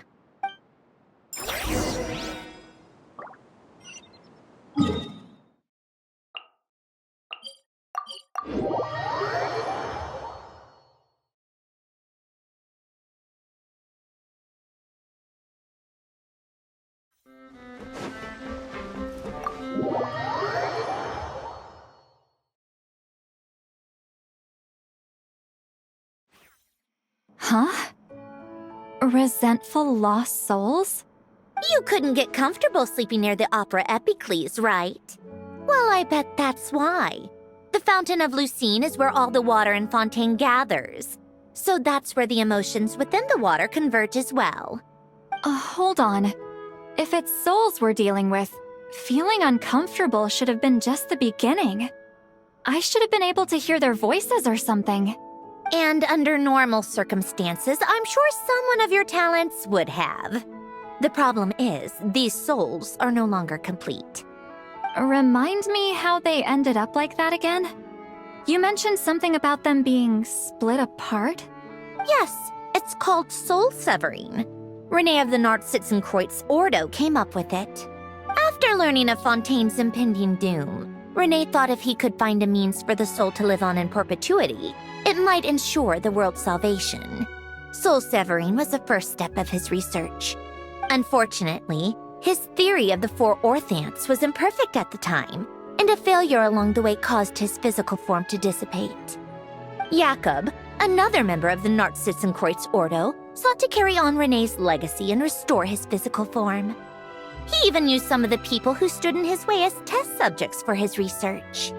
By severing their souls? Yes. After Renee successfully awakened, the two continued their research, and all the severed souls ended up merging into Renee's consciousness. After you saved Fontaine by turning Fontainians into true humans, these souls returned to the ley lines. But the souls severed before Renee awakened had nowhere to go, doomed to forever wander the waters of Fontaine as listless spirits. Almost as if they exist outside the bounds of this world. Unrecognized by the ley lines or fate. No wonder I couldn't sense them. Not only that, but over time, they began to fuse with other entities. Their inner resentment lured in all sorts of evil beings, which corrupted and defiled them into nothing more than accumulations of filth. But the full transformation must have been recent. Otherwise, the Udex surely would have noticed. Wait, no, he must know already. That would explain the underwater melazine patrols.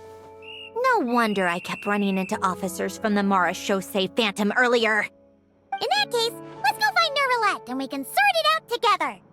No, not just yet. Why not? For one, the diplomatic castle alone would be a nightmare. Even though I haven't reported back to Snezhnaya yet, I'm not planning to leave the Fatui anytime soon. Besides, with me here, success is a done deal. Involving other people would just complicate things. All I need is for Miss Seatlolly to help pinpoint the location of this monstrosity. Think you can do it? With my eyes closed. This is what I do. I'm a lot better at it than manning a desk, at least. But, how exactly do you plan on resolving this soul stuff? Even to me, there's no obvious answer. Seems pretty complicated, all things considered. Just trust me. I have the perfect solution. Oh, all right. If you're that confident, we'll follow your lead. Why the sudden interest in helping Fontaine with this, Androne? You never knew Renee and the others, right? No, I didn't. And you're right. This problem has nothing to do with me. I wouldn't get within 10 feet of the Nartsitzenkreuz Ordo or its members. But in his later years, Elen told me he regretted not helping his best friend when he needed it the most. He also felt sorry towards Marianne for being too lost in his mechanical research to look after her properly. If he were still with us, I think he'd do the same. He might have a few choice words to say about it, but even after everything, he wouldn't leave his friend's mess for someone else to clean up. Friends shouldn't hold grudges or leave behind regrets. Fixing what happened between him and Renee was one of his greatest wishes. All I'm doing is fulfilling it in his stead. You really do seem a little different now. You mean everything that just happened wasn't for nothing? Why, thank you for pointing out the obvious, Paimon. Just washing off the grime of the past. Turns out, a lot can build up after being ignored for so long. What's this about aquarium tanks all of a sudden? They go off on some grand adventure and what? Now they have their own private code? Stupid. All All right then, Seat Lolly. Tracking this thing down is up to you. Huh? Oh, right. No problem. You got this, Granny Eatsley! You! Come with me to Hotel de Boer for a drink. Right now. Why? Because I said so! Miss Guillotin, I'll report back on the location tomorrow morning. Just need a drink or two first to bolster me up. Well, don't let me keep you. All right, you. Time to go. I've got scores that need settling. Huh?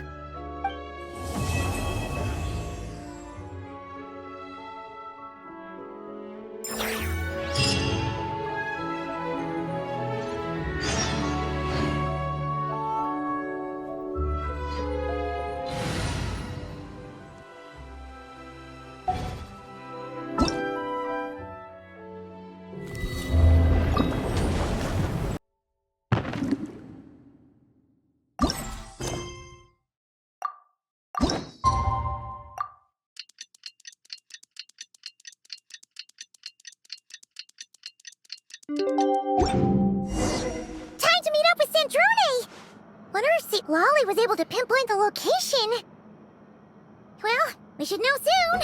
Let's just hope it all works out.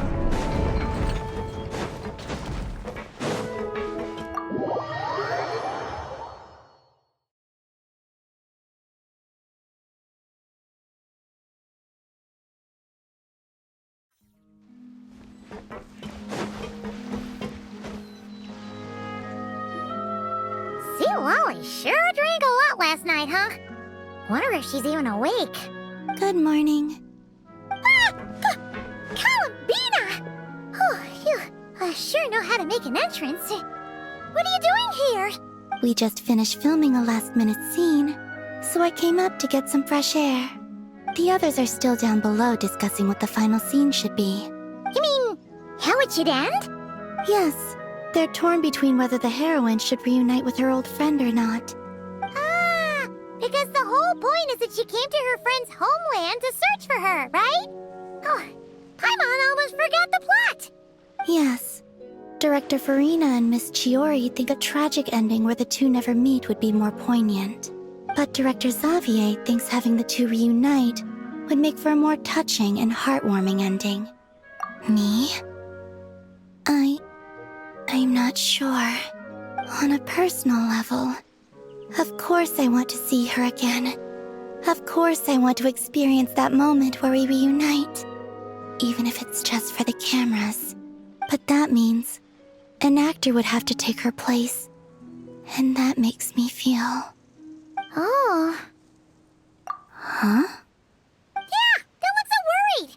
Making a film is supposed to be fun. Besides, it's all gonna work out. You can trust Paimon on that. Work out? How? Well, you know. Yep, exactly. Okay, I trust you. I'll just focus on having fun for now. Well, well, look who we have here. Traveler and Paimon. Oh, the lighting specialist and clapper loader that never were. Yeah. We kinda went AWOL, didn't we? Sorry about that. Seriously, don't worry about it. Everything's going smoothly on our end, so just do what you need to do. You seem to be in better spirits now, Miss Columbina. I apologize if our earlier discussion put you on the spot. It's okay. I'm fine now. The Traveler and Paimon talked me through it. So, what are your thoughts on the ending then? Should we have them reunite or not? We should tie everything up in bows. Huh?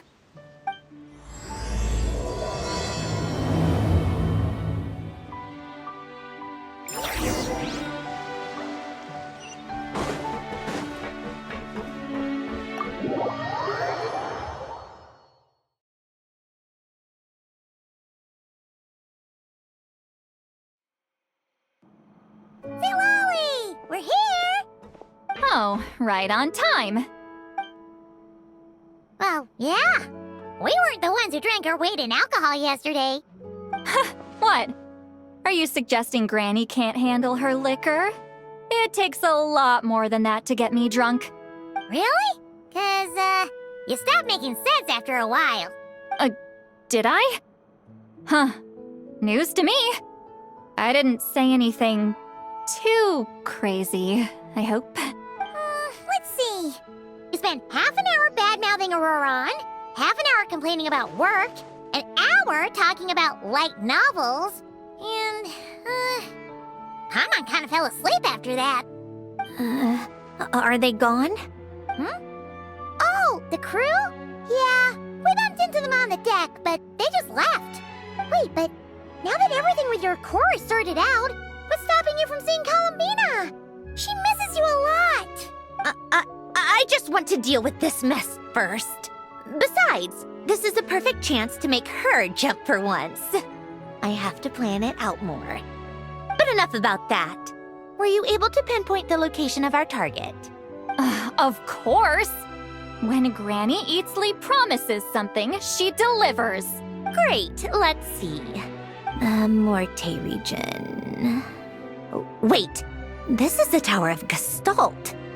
The place the souls were severed. Is that the source of the resentment? Or is it the Narcissism Ordo in general? Let me come with. This thing's movement isn't fixed. If it's not at this location when we get there, I can use a ritual to summon it. You've already gone to more than enough trouble. I don't mind. These old bones have nothing better to do anyway. Summoning a spirit isn't going to do me in. Besides, if I don't go, they'll just have more inside jokes I can't join in on. All right then. I appreciate it. Ha! There's no time to lose. Let's head out!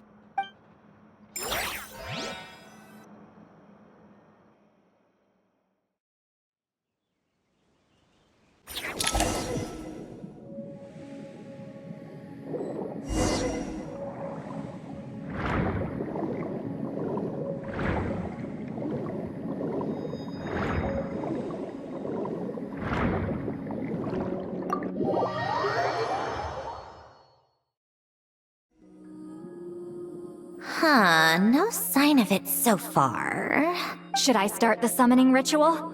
Let's drain the water from this floor of the tower first. It'll make it easier to move around. Wait, we can do that? Of course. Alan and Renee both saw the future that awaited Fontaine and even shared a few methods for waterproofing buildings. The principle behind it is... not important. Just unlock the mechanisms in the order I tell you.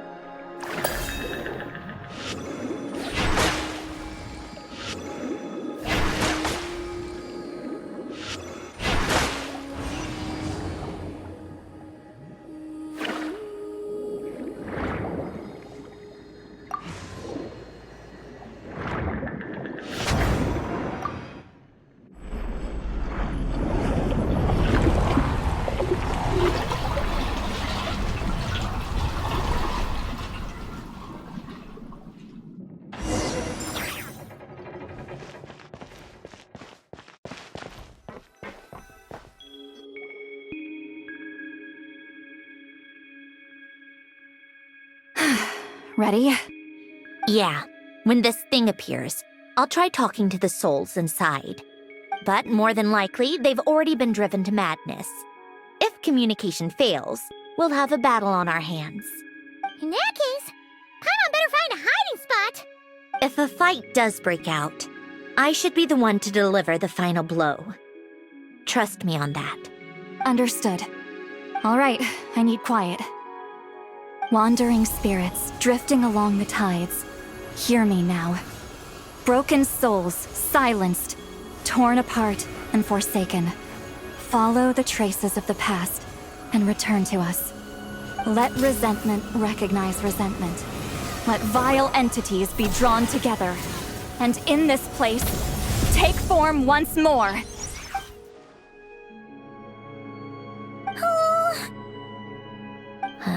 What now? Is that it? This is exactly why I deal in math, not magic. How are we supposed to know what stage the spell is at? It's like there's no logic to speak of. Mechanical science is so much easier to...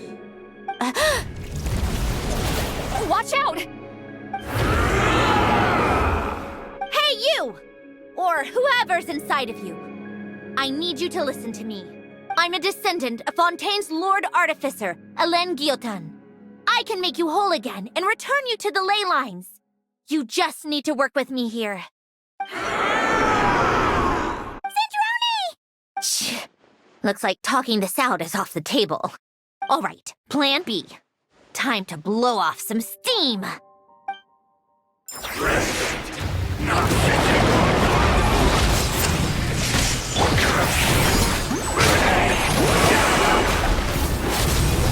You're cursing out the wrong person! I didn't even know them!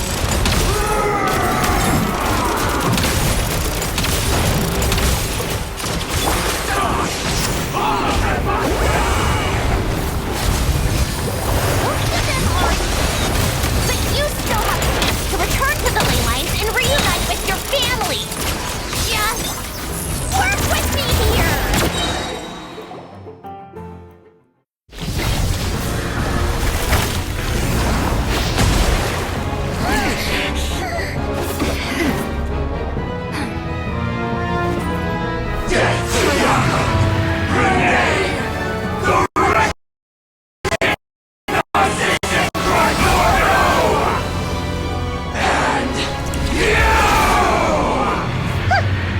I told you I'm not like them.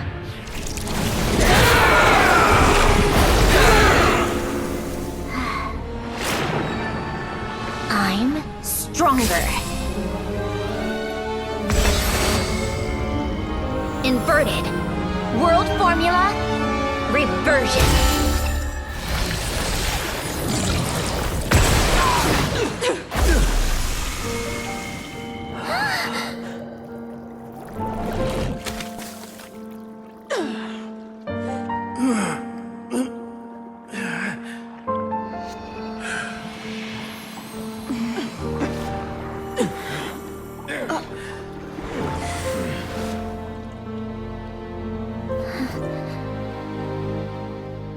Be at peace among the tides. Lost souls.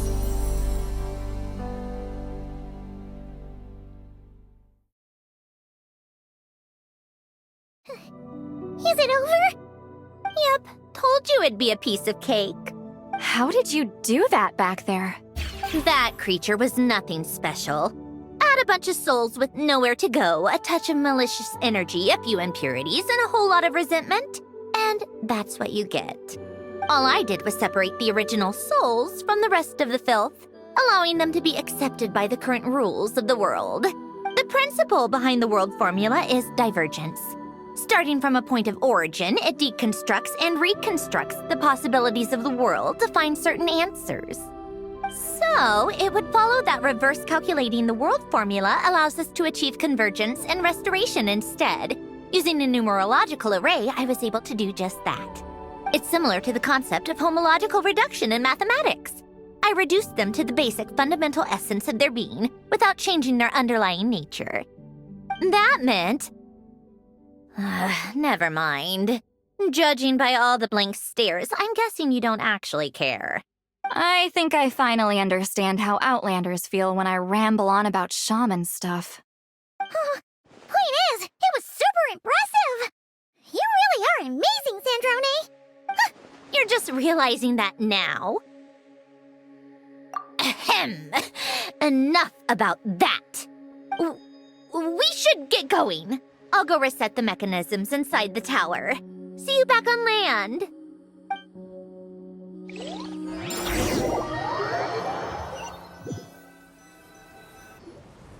Well, that's one old mess for the books. Glad to have that over and done with. Feels nice to do a good deed every once in a while. You helped everyone out a bunch and not cry, too. Kinda seems like you're just a good person at heart. I wouldn't be so sure. I'll be heading back to the Fatui soon enough. You two are too trusting sometimes. Fine. Just don't say I didn't warn you when it comes back to bite you. Well, where to next? Back to the ship? Yeah, your personal business, the Narcitsan thing, it's all resolved. That means you can see the people that need seeing now, right, Sandrone? Everyone's gonna be so happy you're back! You wouldn't catch me dead admitting to this before, but... yeah, I really have missed everyone. Columbina's a special case, though. This time, I'm definitely getting her back for all her annoying antics over the years.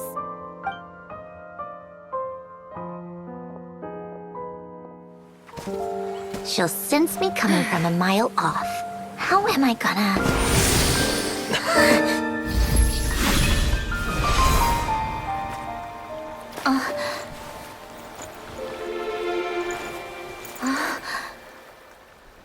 Sandrone? Is it really you? You're back?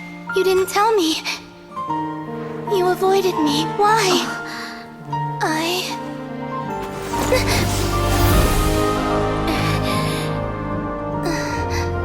Sandrone? Now we're even. I missed you so much. That makes one of us, idiot. I'm here, Columbina.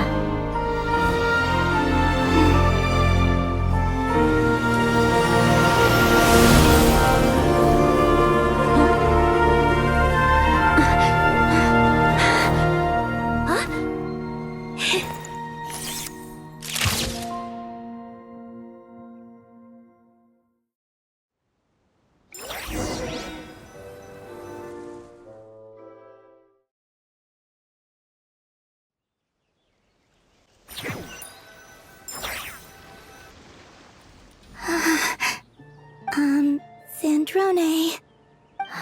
Don't ruin the moment. Or I'll start thinking about how you teleported me to a random location after I explicitly told you to stop doing that. And scene!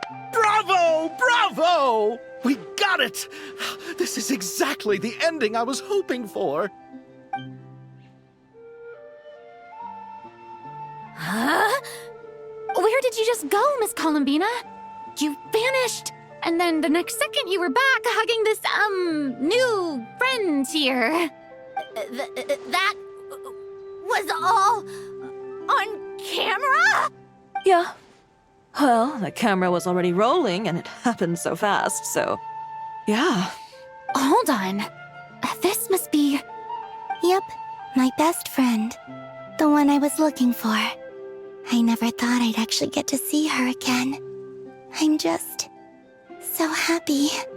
Plus, the film got a happy ending too.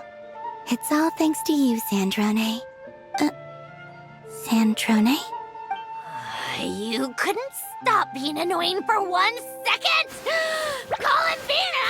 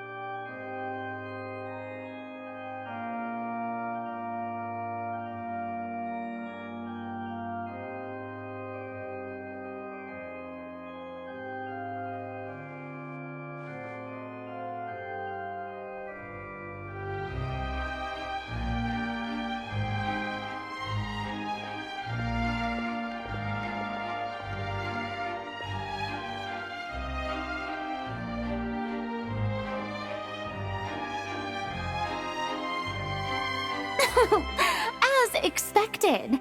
Going to the opera house is the true way to enjoy a film. You get to see the audience's reaction in real time, too.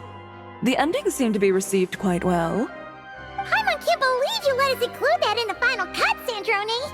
You even agreed to help us reshoot a couple of shots. Thanks a million.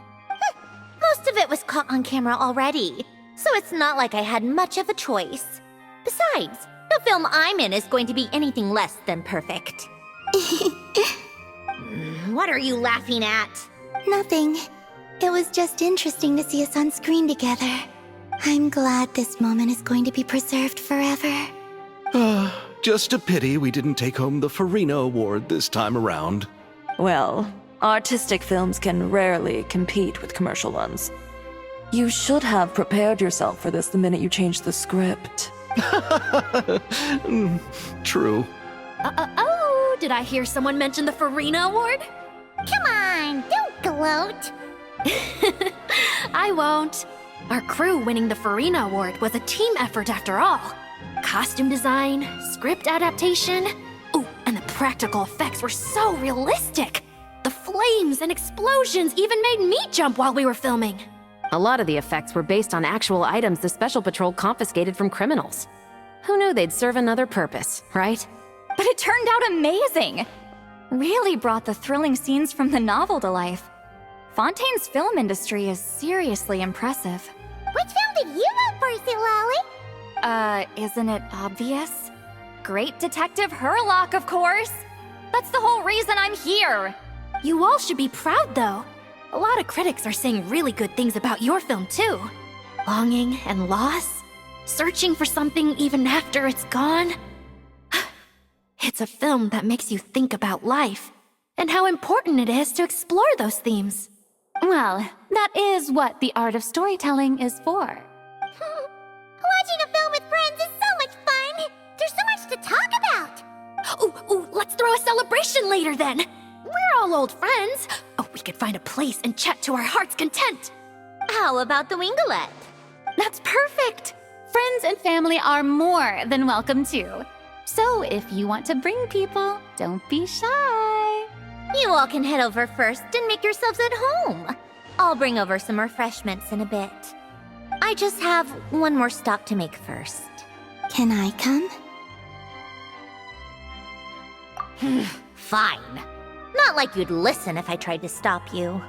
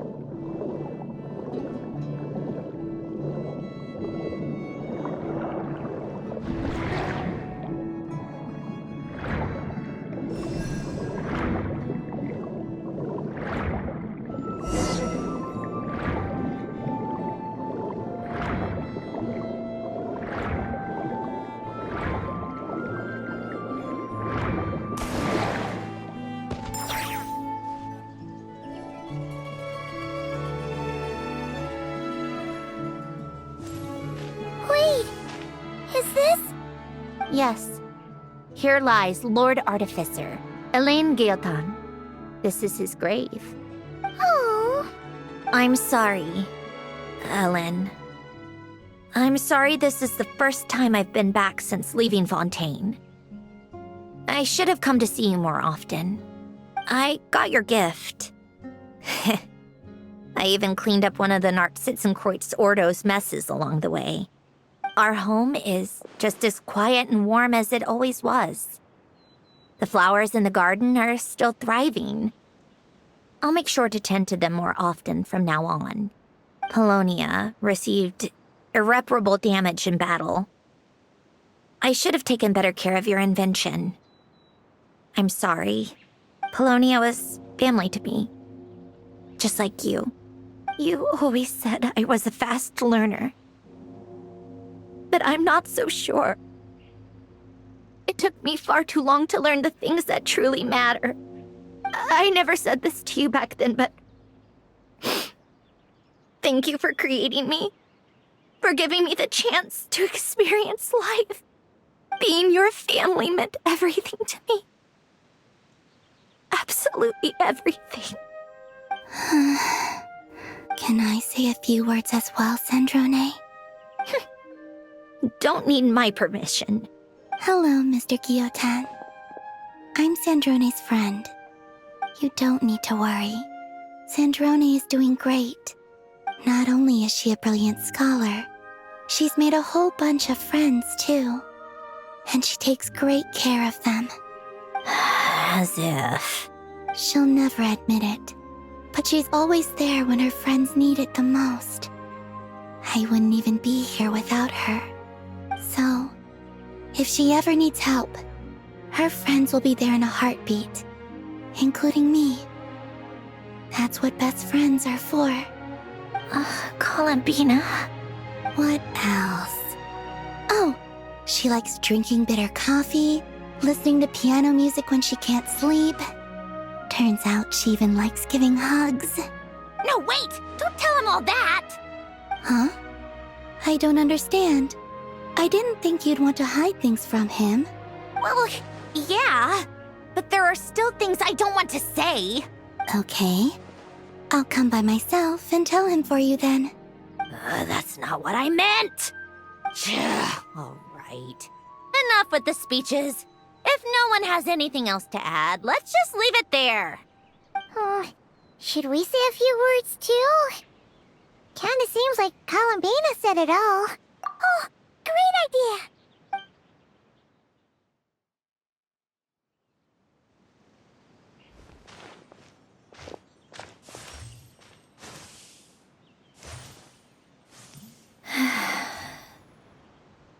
Goodbye, Ellen.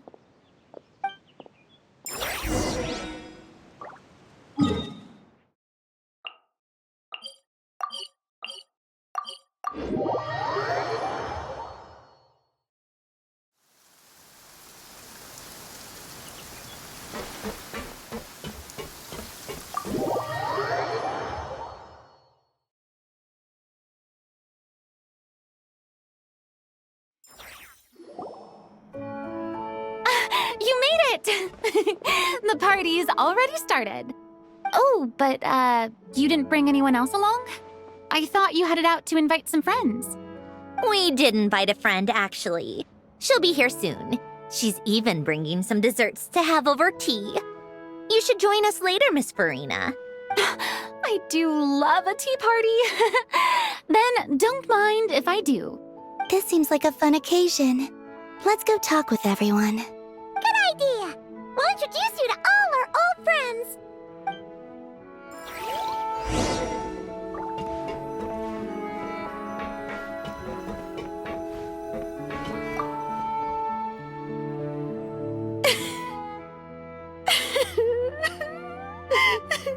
What a dream come true! For once, it all worked out! I can die without regrets! Let's not get too ahead of ourselves, Director Lapine Pauline. What was in that piece of cake you just handed her, Escoffier? Romaritime flowers, eggs, flour, same as all the other pieces. What, you think I tampered with it? Playing a detective in real life now too, are we? Oh, it's so delicious! I'm so happy! My life has peaked!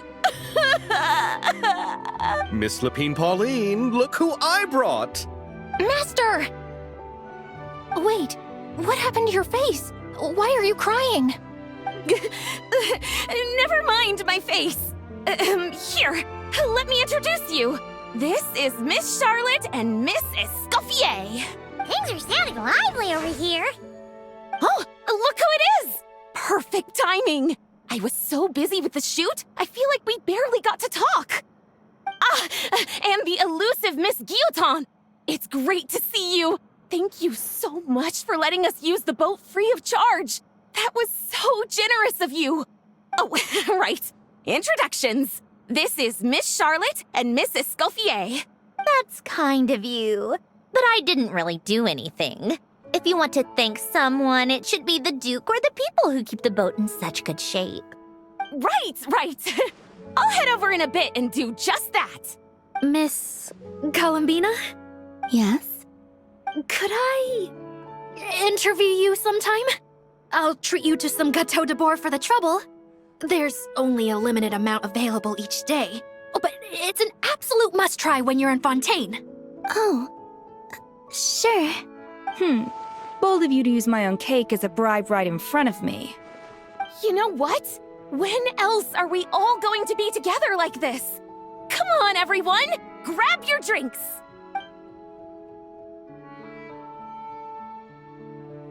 Are we going to toast? Yup! Come on! Sante!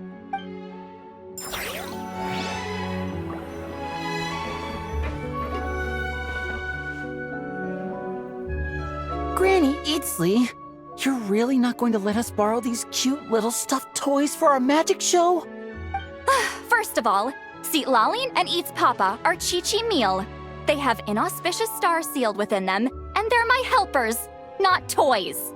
But the Grin Malkin Cat and Boggle Cat box are Linny and Lynette's helpers. And they still make good partners on stage. Agreed. We've never had a Chi-Chi meal pop out of our hats before. It would be quite the surprise. I think the audience would love it. If this was the Masters of the Night Wind, these kids wouldn't have even had the guts to say my name, let alone pester me like this. I'm terrible at dealing with requests like this. Oh, Traveler, quick, save me! You think you're so funny. Lady Sandrone, Lady Columbina. Hello. Don't look at me like that. I don't have any mechanisms for you to break. Don't be fooled by my sister's demeanor, Lady Sandrone. She's just as delighted as the rest of us to have you back. Well, I suppose when I'm not so busy, I could find some time when Arlecchino is around and bring over a few gifts to the House of the Hearth. You're too kind, Lady Sandrone. I'm sure just your visit alone would make Father more than happy. I just need to borrow them for a bit. I'll pull them out of my hat, give them a quick hug, then give them straight back. When did hugging become a part of it? Oh, I could lend you pair, so you have something to hug in the meantime. He gives really good hugs. I don't need something to hug in the meantime. The issue was never the hugs. How about this? You can have 2 VIP tickets right next to each other. Excellent view. Right next to each other?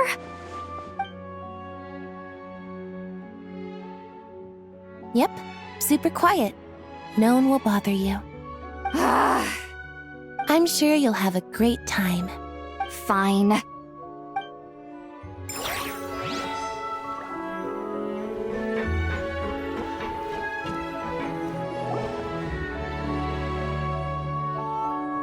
You made it. Sorry for starting the celebrations without you. No worries at all. We're just glad everyone's having such a great time. Oh, right. You've probably seen them around already, but let us introduce you for real. This is... Miss Columbina and Miss Guillotin, right? Oh, we saw the film you were in. It was so touching. Yep. This one started bawling her eyes out right next to me in the theater. I know. I didn't bring nearly enough tissues. Thanks. We saw your film too. I memorized all your names. Oh, guess we can skip the introductions then. Our effects were pretty over the top, right? Some of the extras in the big scenes were actual members of the Spina di Rosula. So basically, your contribution was creating realistic-looking chaos. That wasn't the only realistic aspect. Miss Chevres and Miss Emily were also kind enough to lend their expertise on criminal investigations and forensics. Oh, it was nothing. I was just honored to take part and help out. Wow! No wonder your film turned out so good! You basically had an expert in every field. Talk about a stacked crew! Oh, speaking of, want to join in on a round of tabletop troupe later, Miss Columbina and Miss Guillotin? I mean, what better place for a party than a party? Here we go again. That sounds interesting. Yes! Persuasion successful! What about you, Miss Guillotin? I guess one round couldn't hurt. Critical success!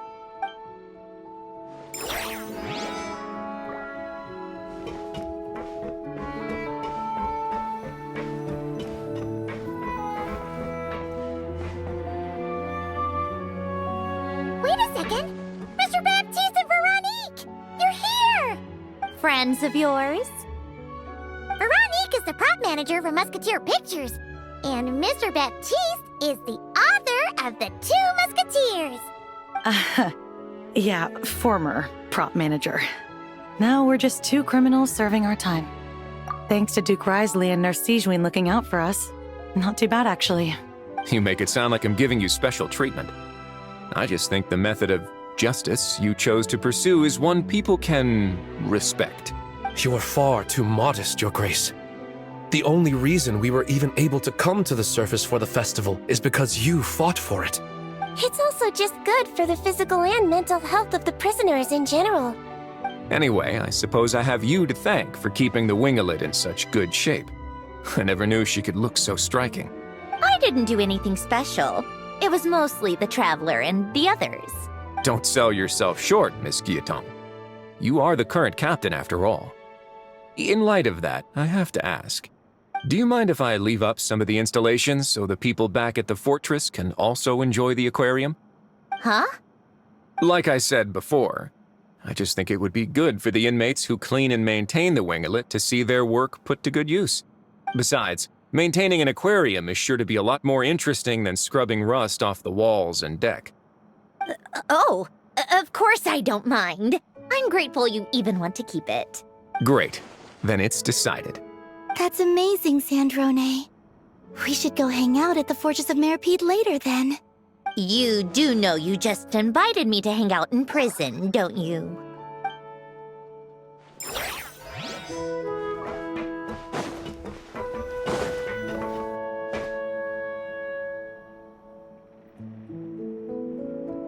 Nervalat! You came to the celebration too! Yes. I can only hope my presence does not make anyone ill at ease. Who's this? All right! This is Nervalet, the Udex of Fontaine. And this is Columbina and Cindrone. Greetings. Hello. These two must be the Fatus and former Fatus related to the recent incident in Nodcry. I read about them in the diplomatic report. The Udex? Oh, the dragon that cries a lot. Oh, well... Jeez, Columbina. That's your takeaway from all those Fatui meetings? Seriously? Is that truly how I'm portrayed in the Fatui's intelligence? You must put a lot of people in prison, then. Well, it would be more accurate to say I pass judgment on their crimes. All trials in Fontaine strive for fairness and justice, so as to avoid imprisoning the innocent. So, only the people who deserve it get sent to... Well, deserve is quite a subjective metric, is it not? At the very least, I can promise that in every trial over which I preside, I make every effort to deliver a fair verdict.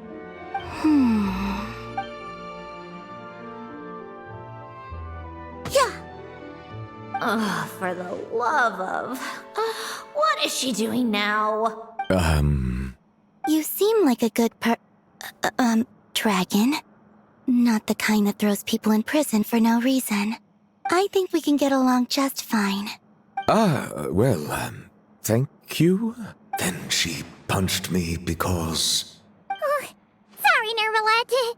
She thinks that's a sign of friendship. Where does she even pick up weird habits like that? Ah, I see. I believe I have observed people on the streets of Fontaine expressing affection in a similar manner. I suppose I now know what it feels like. Yes. Quite, abrupt. You know, these two are surprisingly alike.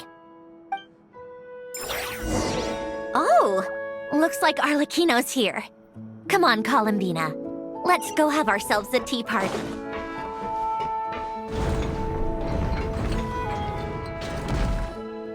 Well, it's been quite some time since the three of us gathered to drink tea like this. Yes, but your tea is as good as ever, Sandrone. Of course it is. The pastries you brought aren't half bad either, Arlecchino. I'm glad to hear it. Are they to your liking, Miss Farina?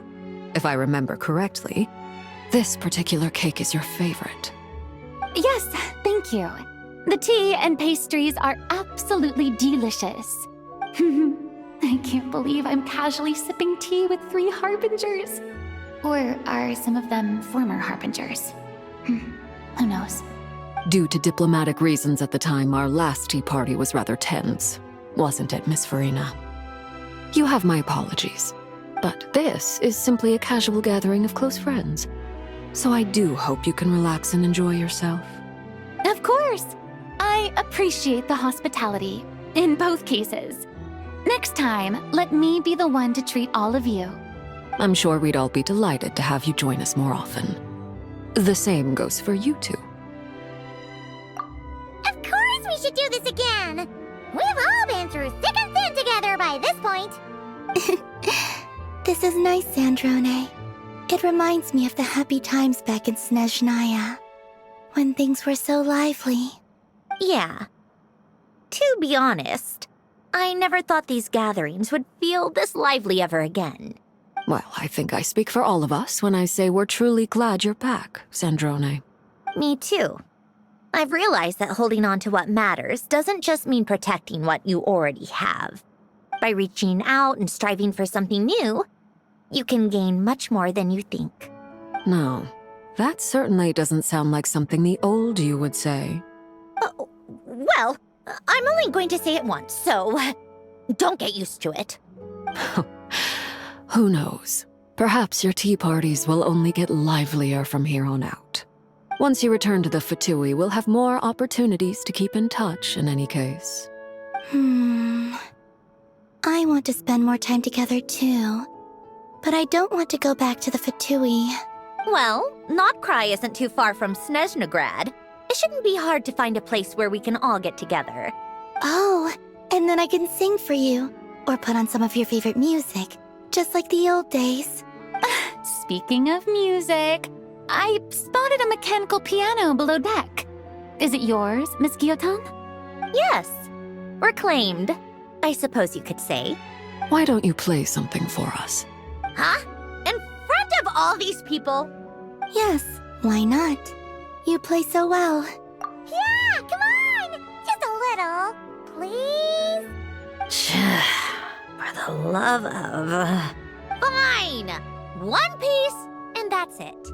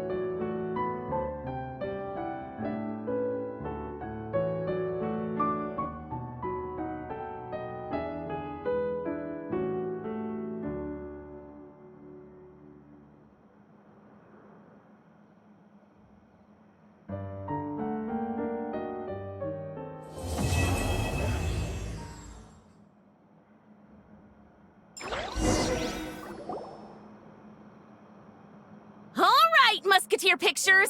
Everyone ready? I'm not sure I should be in this one.